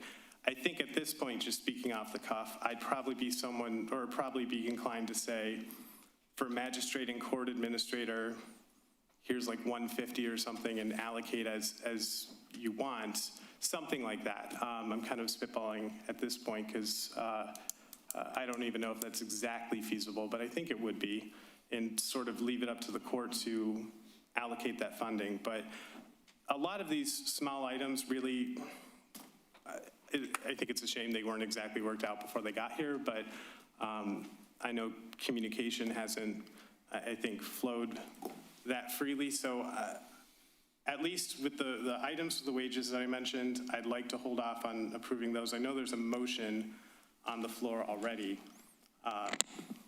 So I'm going to make a motion to amend the original motion, which would approve all those items except for 1, 2, 4, and 10. I'm okay with approving 11 for now because I think unless we do something like we combine 10 with 11, then it probably by itself should go up, because I think that you do need a court administrator that frankly can walk in there and start day one. I don't think you really have the capacity to train someone, so. Just a point of clarity. Sure. For number 11, what rate of pay are you considering? Because I know he has a range right there for the court administrator. What was the range? Between 99.3. 110? That's what I thought. Oh, yeah. It's because we don't have one right now. It would depend on who the candidates are. So I guess we'd have to use the 110 then. Yeah, that would be the budget allotment then, 110. 110. I know, lastly, I know that there was a mention of, for the COCR training, he said that there is something allocated for them to do training currently. And so this seems like this would be in addition to. That's just item number 9. No, the one that's allocated is for people who already have it to continue their certification. Training. The $1,000 is for training. We have 2 clerks who are interested in getting that certification. The one is expected to start the classes in August, because that's when they run. And then upon successful completion of the classes, then there's a test that needs to be taken and then certified. Okay, so did I misunderstand you then? No. We pay them an educational allowance per the contract, once they get certified. When we negotiated that, the individual was supposed to get their own certification, not on the city's dime. That's why it was taken out of the budget. We're not paying them twice. We're not going to pay you to train or get certified and then pay again because we paid for you to get certified. And that was the rationale for pulling it out of the budget. So I did not have a second to do that amendment. If I could ask you a question, Mr. Mayor, before Sure. you ask for support. Number 4, we're talking about people who have been making $2 and they're reducing it to $18. Is that right? I mean, isn't that right? It was $20 and you're suggesting 18 instead of 20? So is that- I thought it was, Yes. Yes. So okay. we're talking about somebody that's been making $20 an hour, which is, and you're suggesting it's okay to reduce it to $18. So I guess I would ask you said number 1, number 2 for sure, but I'm asking you to not put number 4 in there, because you're talking about $20 an hour instead of the 18. Judge Galen, what's the total that you were asking for that line item for the part-time? The hours are already set. Let's see, this is number 4.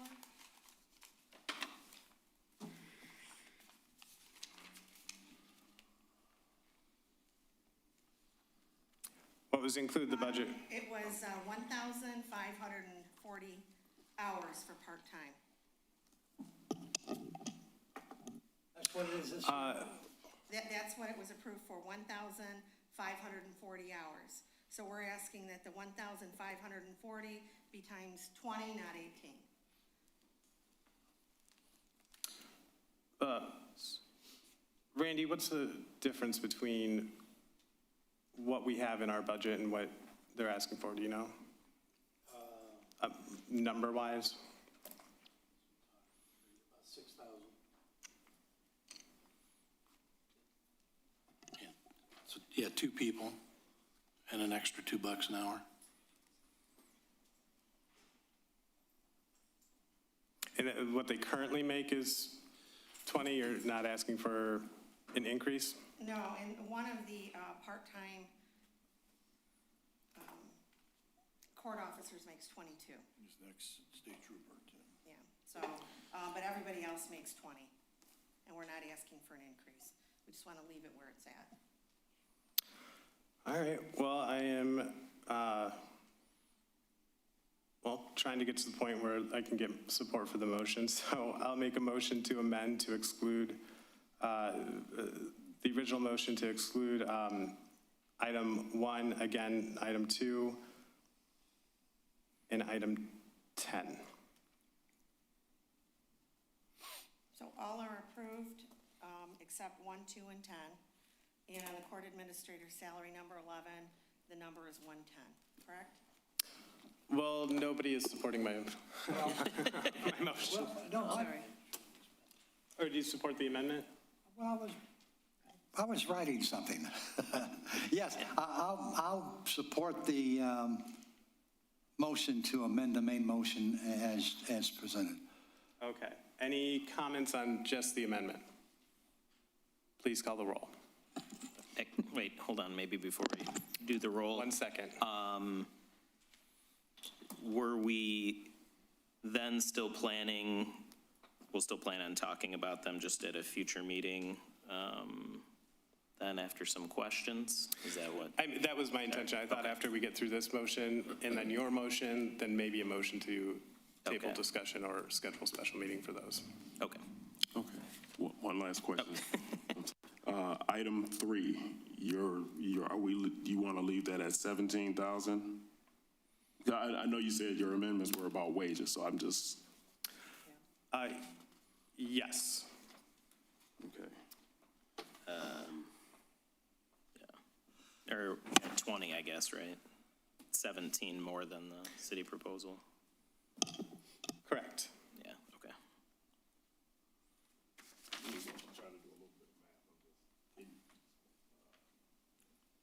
That's fine. Any other questions? Please call the roll. Mayor Kleinfeld, Yes. Councilmember Curley, Yes? Councilmember Shadlick, Yes. Councilmember Baker, No. Councilmember DeMonico, Yes. All right, now back to the main motion, which has been amended, which would be Councilman DeMonico's motion to approve the requests as outlined through 1 and 11. And this, by the way, this is reference documenting the document fiscal year 25 budget proposal packet from the 38th District Court. So approving the requested changes to the presented budget, excluding, again, items 1, 2, and 10. And does anyone have questions on that initial motion? Please call the roll. Councilmember DeMonico, Yes. Councilmember Curley, Yes. Mayor Kleinfeld, Yes. Councilmember Shadlick, No. Councilmember Baker. No. All right, and with that, what I would request is essentially, I know we got some information from Mr. Blum today. I think I have some other questions. I'd like to probably schedule this for a 6:30, maybe special meeting before our next council meeting to have a discussion on it, or during the regular council meeting a week from today. I would go along with 6 o'clock. 30 minutes is not going to give us enough time. I was being optimistic. Some of us will talk for 30 minutes. We can take a break in between if not. I like 6:30 a little better, but. All right, I'll make a motion to have continued discussion on the court budget, I guess, proposal and our budget, and ask to table it to a special meeting to be scheduled on Tuesday next week, 6 p.m. before the regular meeting, which is May 20th. Support that. Okay. Please call the roll. Mayor Kleinfeld, Yes. Councilmember DeMonico, Yes. Councilmember Shadlick, Yes. Councilmember Baker, Yes. Councilmember Curley. Yes? All right. Thank you, Mayor Kleinfeld and council. Thank you. Appreciate your time. Thank you, and I don't know what I did with my agenda, so what's the next? Building rental blight planning budget. Thank you. Actually, I have a second sheet, I think, yeah. I got it on here, Yeah. thanks. Good evening, Mayor and Council. My name is John Myers. I'm your building official. And this is a modest budget as we go into our second cycle of bringing the building department completely in-house. We'll make some modifications both in the strength of our services as well as addressing maybe some of the third-party systems that we still have in place. But this will give us a chance to develop a strong city-owned, city-operated building department moving forward. So if there's any other questions at this moment, I'd be glad to answer them about any regards to the building department and its budget. Does anyone have any questions? No. All right. Thank you very much. And DPW.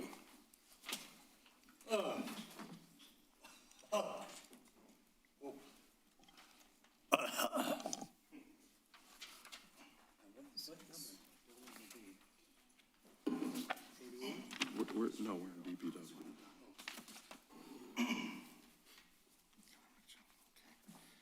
Well, good evening, Mayor and Council. Thank you for having us. And for the record, I'm Darren Palucci, Director of the DPW. And this, well, I'd like to start by saying this April was my 20th anniversary here. Congratulations. And this handsome young fellow behind me, he's my supervisor, Mitchell, and he's on his 10th year. Way to go, Mitchell. So I say this at every budget meeting.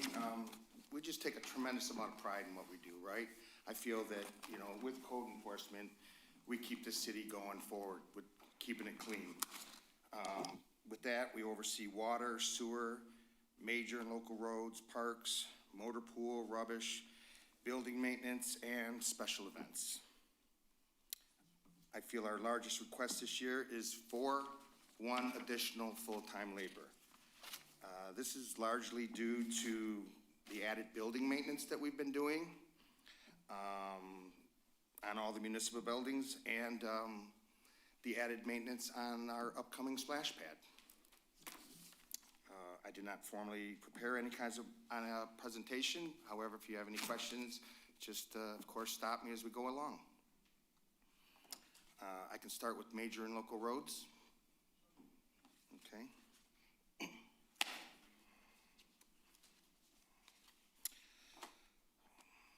Again, no presentation. However, all our capital projects are really based on what we need most and available funding. All projects really start with council, and then they go to AEW for design and bid, and then back to council for final approval. I can take you through each project or answer any questions you may have on major and local roads. Nope. I guess maybe just probably about the same as we did discuss it a bit at a previous council meeting, with, I think, Ryan kind of led it with major and local and water and sewer infrastructure projects. Exactly. Right? It's all the same. Okay. Okay. Sounds good. All right, then I'll move on to water and sewer. With this, I'd like to start with the ongoing projects, right? I'm very proud and privileged to say that we are very, very near completing all 2,262 lead service lines. And to my knowledge, we're the only city that can make that large of a statement. Most cities are still identifying their lead service lines. So really there's a giant thank you to Senator Kleinfeld for that $10 million earmark. Otherwise, we'd really just be chipping away like every other city, $1 million, and we'd be 10 years away from accomplishing this. So that's just a great feeling for us in the water department to be completing that. Replacing the 100-year-old water mains out here on Gratiot, right? A 24-inch water main, an 18-inch water main. I know with the businesses, it's not the greatest, but it has to be done. Nobody wants to take on that task, but we did with that DWRF loan. Moving it to the sewer side, I mean, we cleaned, we televised the entire city. We did not identify any system defects. However, right now we are going through the television and finding out where residential sewer laterals have fell off of our sewer, and then we'd be reaching out to those residents and letting them know that. With that, I can walk you through each project or just any questions you may have on water. Actually, if I could go back to just water for a second and the lead service lines, and just because, and maybe slightly less of a question to you, maybe a question also to council, just because, so there's so many records, and yeah, so, thank you for the maps for sure. I do love the maps. Because of how old some of the records are and how we've had different things, I was just wondering the thoughts about doing like an audit here at the end of this, like have a third party come in, just audit all of like our original data, just make sure that we have not missed any addresses before we can pretty soon say, I mean, yeah, how many did you say we complete? Yeah, 2,200 and 25 on this map. Yeah, the map says a little different from our original numbers. Yeah. I didn't know, well, I guess maybe, yeah, your ideas on that first, but I think personally, I'd feel much better about that if we did something like that. Okay, well, I'll tell you my thoughts on that.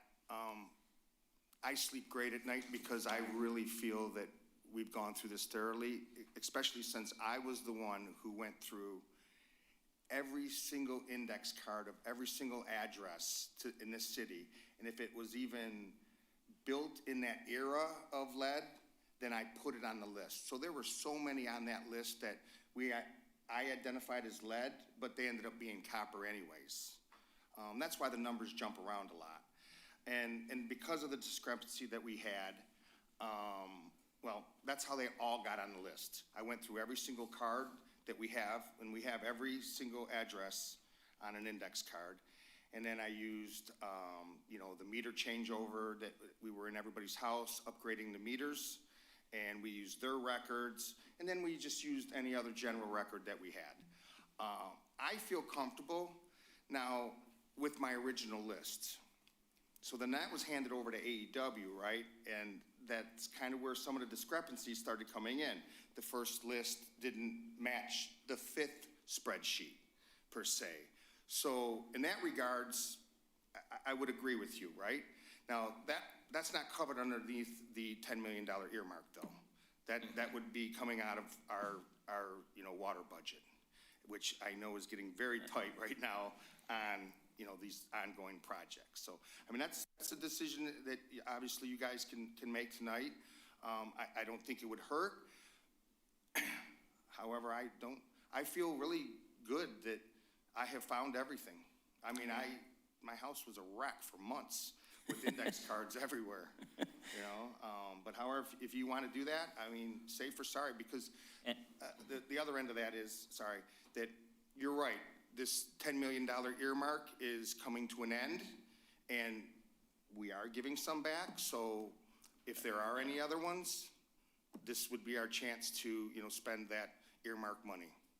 Yeah, that was actually the exact point, I was just gonna make when you were done about if we aren't using the full 10 million and then we somehow do come across one, I guess even doing an audit, even if we can't use it out of that 10 million, could end up saving us money, even if it's like, say we find 5 or something like that. It's $7,000, $10,000 a piece. Yeah.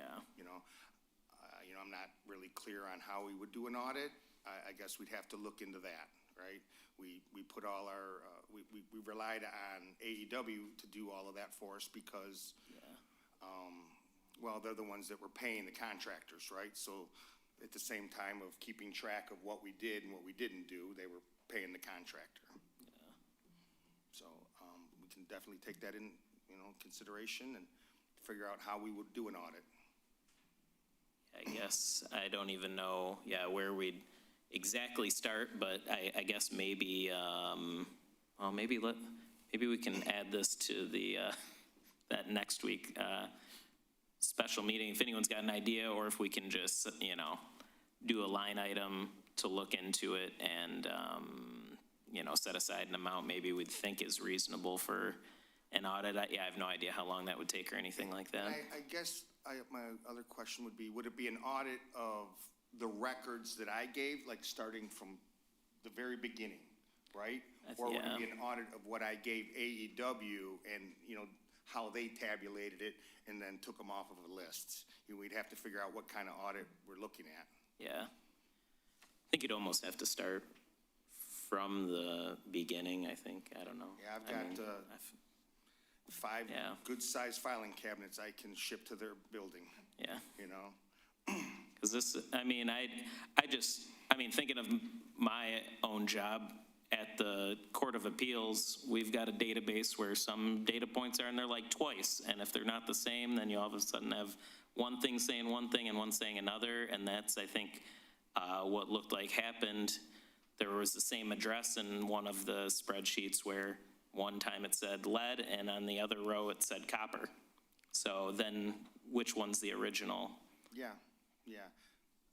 Yeah, we can definitely take that into consideration, and I don't know how much an audit would cost, or who you would even go to for an audit of that type, but I can certainly start asking around.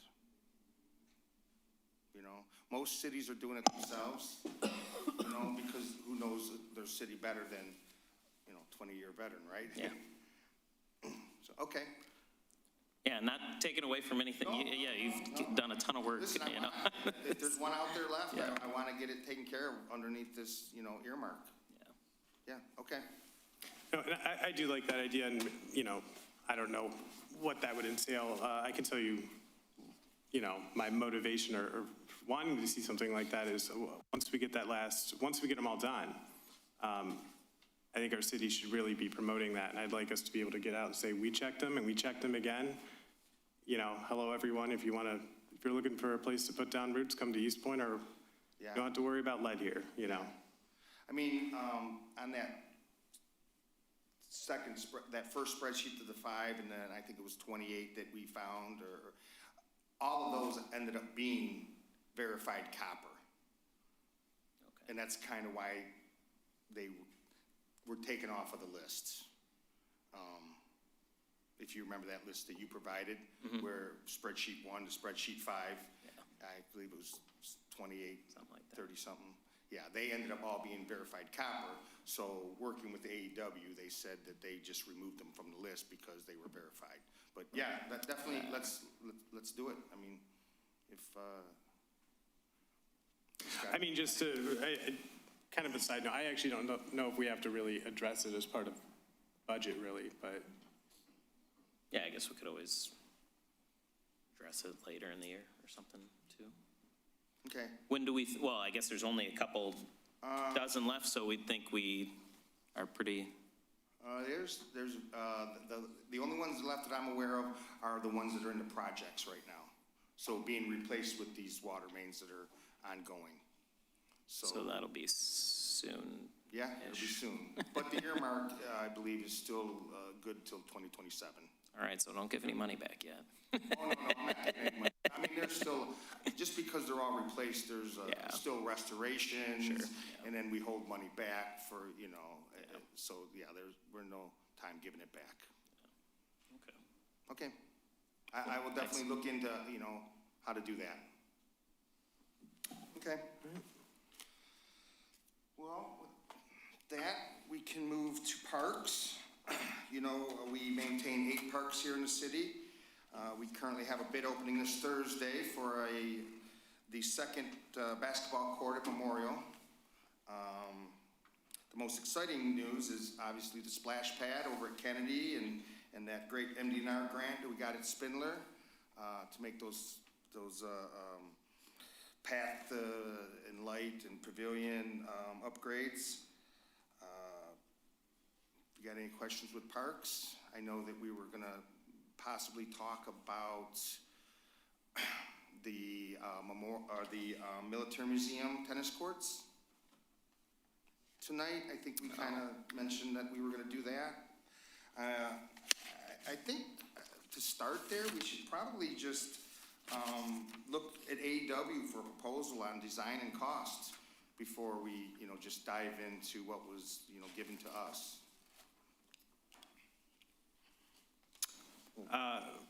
Go ahead. I was just going to ask, I guess, a timeline, even if we were to start now, is it going to end up being next fiscal year almost anyway? Because would it be next season that we'd probably do them, or because I don't know how that grant with like the U.S. Tennis Association or anything, how quickly that all moves? We did get an email from Ryan Kern before the meeting. Because of the contamination, we would have to go through a remediation effort. He's estimating that would be $20,000 to $40,000 to do that.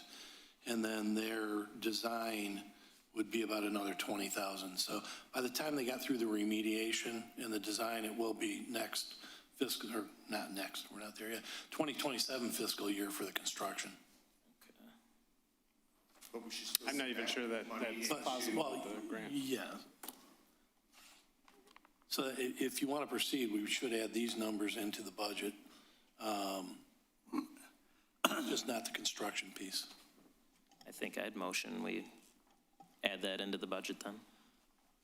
I guess it should be more specific than that. Do you want to read off?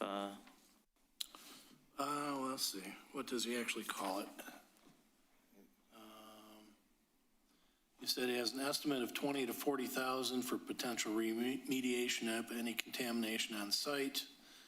And then he's got the design fee for this project would not exceed $20,000. So the two separate actions. Mr. Mayor, if I may clarify, Sure. what needs to be done is actually approximately $20,000 for a Phase 1 and a Phase 2 environmental assessment should be conducted. And at that point, if something is found, the city would have to prepare what's called a due care plan. His estimation then is $20,000 for those assessments. Remediation then, based on that, would be the 20 to 40. But we need a Phase 1, Phase 2, and a due care plan. I thought we already had an environmental study on this entire property.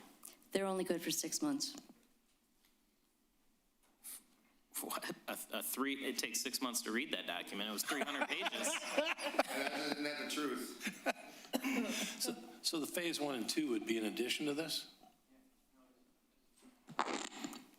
That would be part of the initial 20,000. Okay. And then the 20 to 40 for remediation.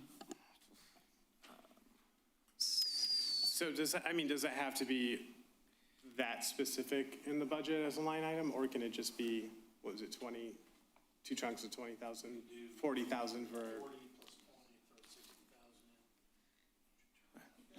We could put 60,000 in the budget for the initial project.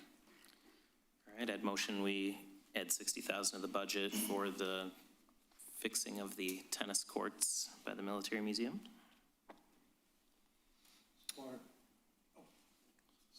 Support. All right, is there any other questions on that Approach. or points? Here's some alternatives. You know, they rehabilitate tennis courts, which means no digging. So I've reached out to this company, and I keep losing the last page, so I apologize. But, Thanks. We're having a little trouble with YouTube tonight. I've reached out to this company on rehabilitating the existing courts, which would mean no digging. So I haven't heard back from them yet, but, you know, there's other options than just, you know, removing and replacing tennis courts, right? You can see by those pictures that that one was in far worse shape than the one over at the War Memorial at the, and it looks great. And that's in Wisconsin, so they have even, you know, harsher weather than us. So let me look into that as well, okay? Yeah, and I think for now, we can always just put money into it. Doesn't mean we have to spend it all if there's a cheaper option. All right. Okay, thank you. There was motion support for that amendment. Please call the roll. Councilmember DeMonico? Yes. Councilmember Curley, Yes. Councilmember Baker? No. Mayor Kleinfeld? Yes. Councilmember Shadlick? Yes. Okay, moving on to motor pool. There are no significant changes in our motor pool. We are currently fully staffed with 2 certified mechanics. They work on everything from fire engines to leaf blowers. All right. Are there any questions?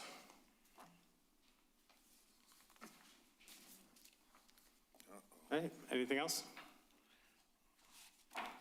Yeah. Give me a second. Phone just got a little intermingled here. Well, I do have rubbish, but somehow I left my notes at home, so I can say there are no significant changes in rubbish. We're in year 2 of the contract. I think our biggest problem with rubbish right now is the intermingling is gone, right? We sent letters to these people that were intermingling all their rubbish with their recyclables. That seemed to work. I think our biggest problem now is people just throwing loose trash into their cart, and then, you know, when that cart gets picked up by the truck, it just blows around. So, I mean, that's something that we really need to focus on. So, but Priority's is doing a better job. So, and I am special events, but, oh, go ahead, I'm sorry, Rubbish. Oh, go ahead. Any questions? on I Rubbish? didn't have any questions. Yeah, well, you said that they're doing a fantastic job. A certain person on our block on Lexington was sitting out on a porch, and the garbage truck came by, and he watched him put the recycling and the garbage in the same truck. Well, that happens when. I know it does. That happens when they pick that can up, they can see what's in it, you know, and if they see garbage. I can assure you, this person's house, they don't do that. Yeah. No, I mean, I'm not gonna stand up here and make excuses for Priority, right?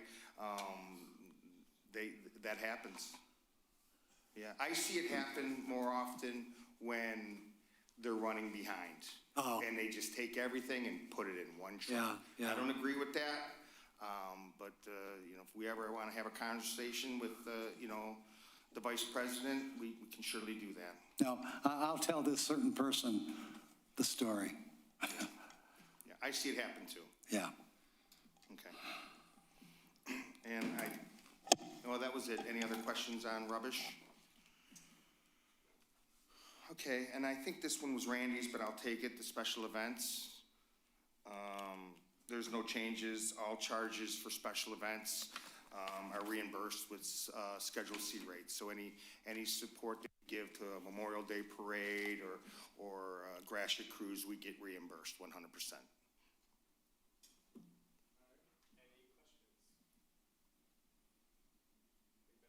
I think that's it.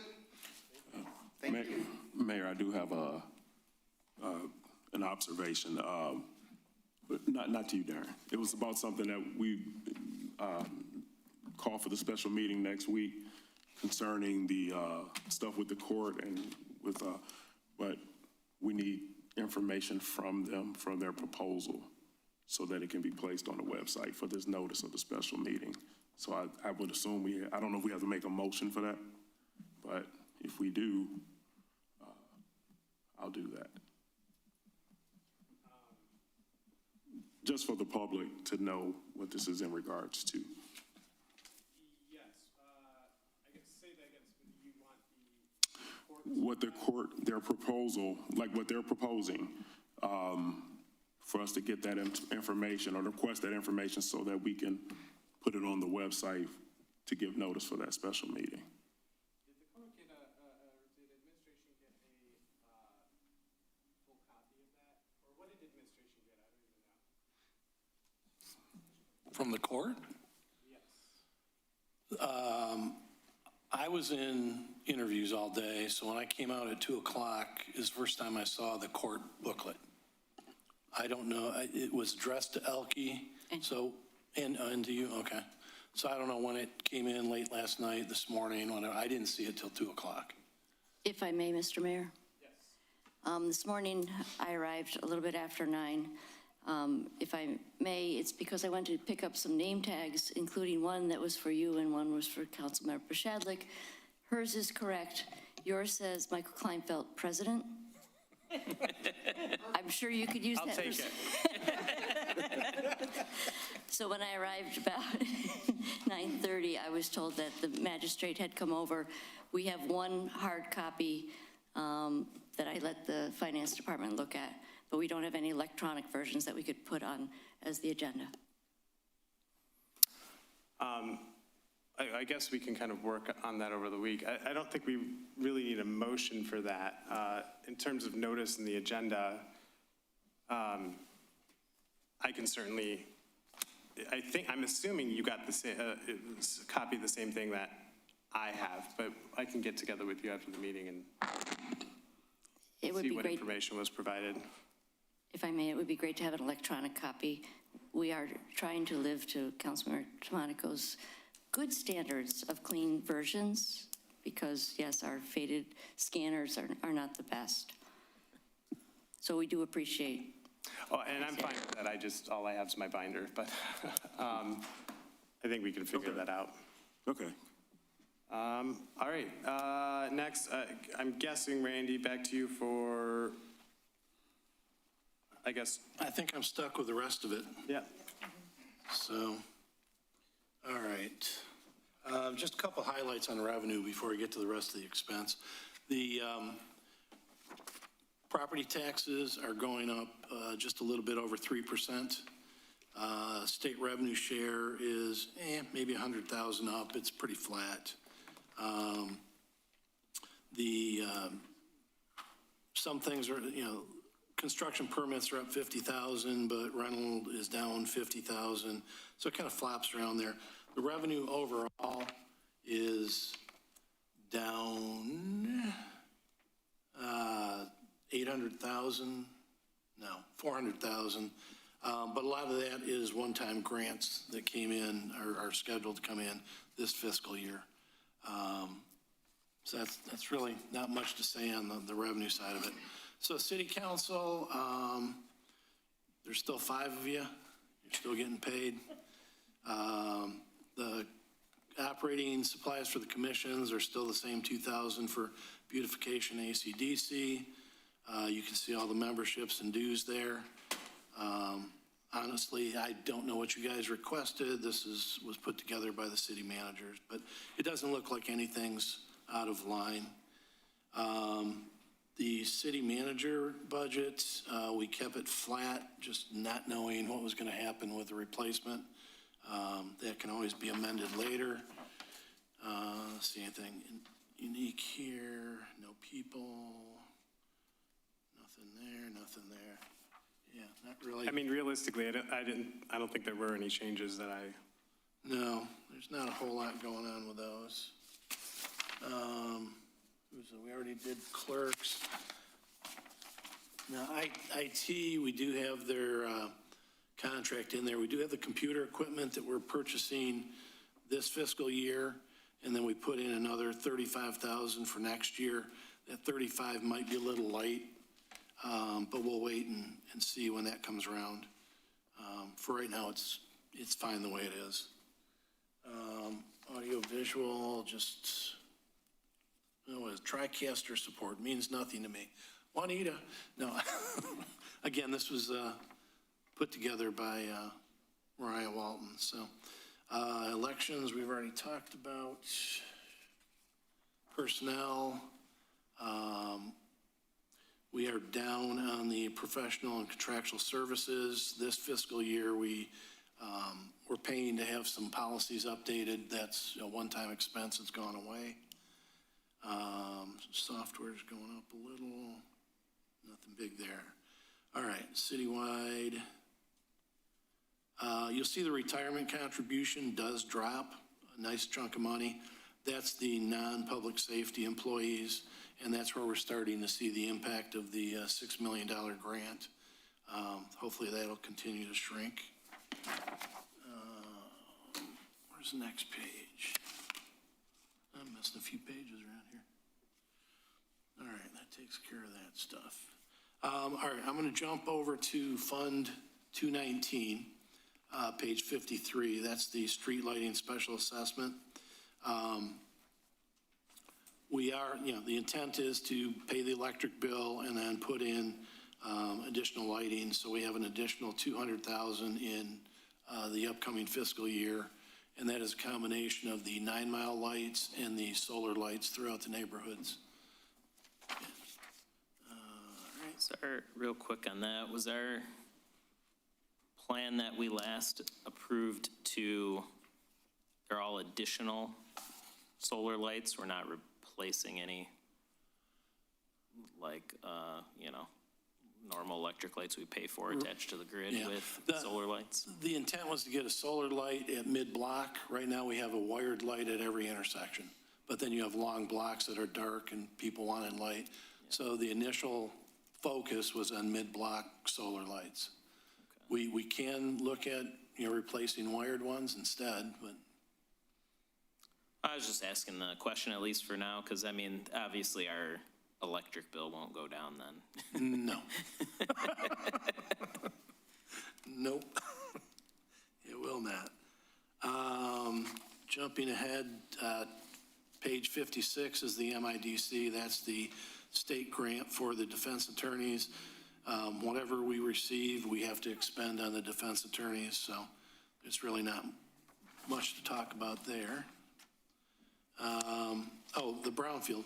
So this is the, I want to say Rite Aid, CVS at 9 and Kelly, where we did a brownfield redevelopment. We capture the taxes and we're paying a loan back. It was a 15-year loan, 5 years of no payments and then 15 years of payments. This fiscal year, with the capture, we will actually have enough money to pay the loan off 5 years early. The value of the property has gone up enough that we're going to be able to get rid of this one. So that's a good news item. To CDBG, it's whatever the county gives us. Tax reversion. It's still in here as a budget item, but at some point we need to work on getting rid of the rest of the tax reverted properties, just so we can quit spending money on them.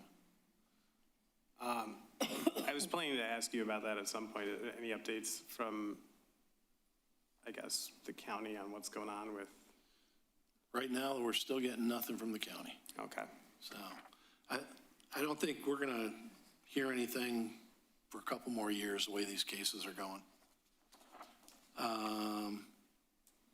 Court building fund, that is where there is a fee on every ticket that covers the maintenance of the court building. Because of the new police court building, we have not been expending any large capital on the court. In fact, we've been building it up, so that will be able to be used to pay off part of the debt of the new building. And it continues. It's about, I think this year's budget is 85, but we're really going to be closer to 120 on that particular item. So that one will provide a little bit of future money. The balance are a lot of the higher level ones. We've got page 81 is the death benefit, which is just one of the post-employment benefits we have. Page 82 is a MERS supplemental benefit, which we have one person collecting on. Page 83, excuse me, I gotta take a drink. Okay. Page 83 is the retiree health care. This is another one where we saw a decline, the fiscal year that we're in, and it's holding pretty steady. So this one's in good shape. 785, page 84 is just a private contributions that are designated for something specific. Page 85, that one actually goes away this year. We're going to expend the final bit of money and it'll be gone. You didn't talk about sidewalk, did you, Darren? No. Okay. Page 86 is the sidewalk. That's just, we replace sidewalks and bill the property owner, and this is where we track that activity. And then page 87 is the chapter 20 drain debt, where we have a millage that pays or collects the revenue that pays all the bond issues. It did go up from 5.0 to 5.1 mils because the drain maintenance went up.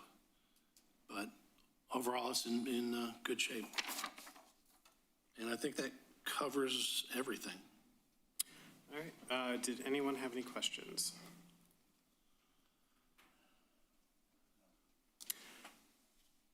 Okay. So I think where we're at now, we have that special meeting scheduled for 6 p.m. next Tuesday. I would imagine it would make sense just to wait until we have that discussion to actually take a final vote on the whole budget. Does that make sense? Yep. All right, well then, I'll move into mayor and council reports. Councilman Baker. Got nothing. It's not enough night. Councilman Curley. I have nothing. Councilwoman Pichette. Nada. Councilman DeMonico. Thank you all for coming out and talking to us. That's all. All right, I don't have anything. I'll entertain a motion. So moved. Second, motion to adjourn. Please call the roll. Councilmember Curley, Yes. Councilmember Baker, Yes. Councilmember DeMonico, Yes. Mayor Kleinfeld, Yes. Councilmember Shadlick. Yes. Adjourned at 8:46.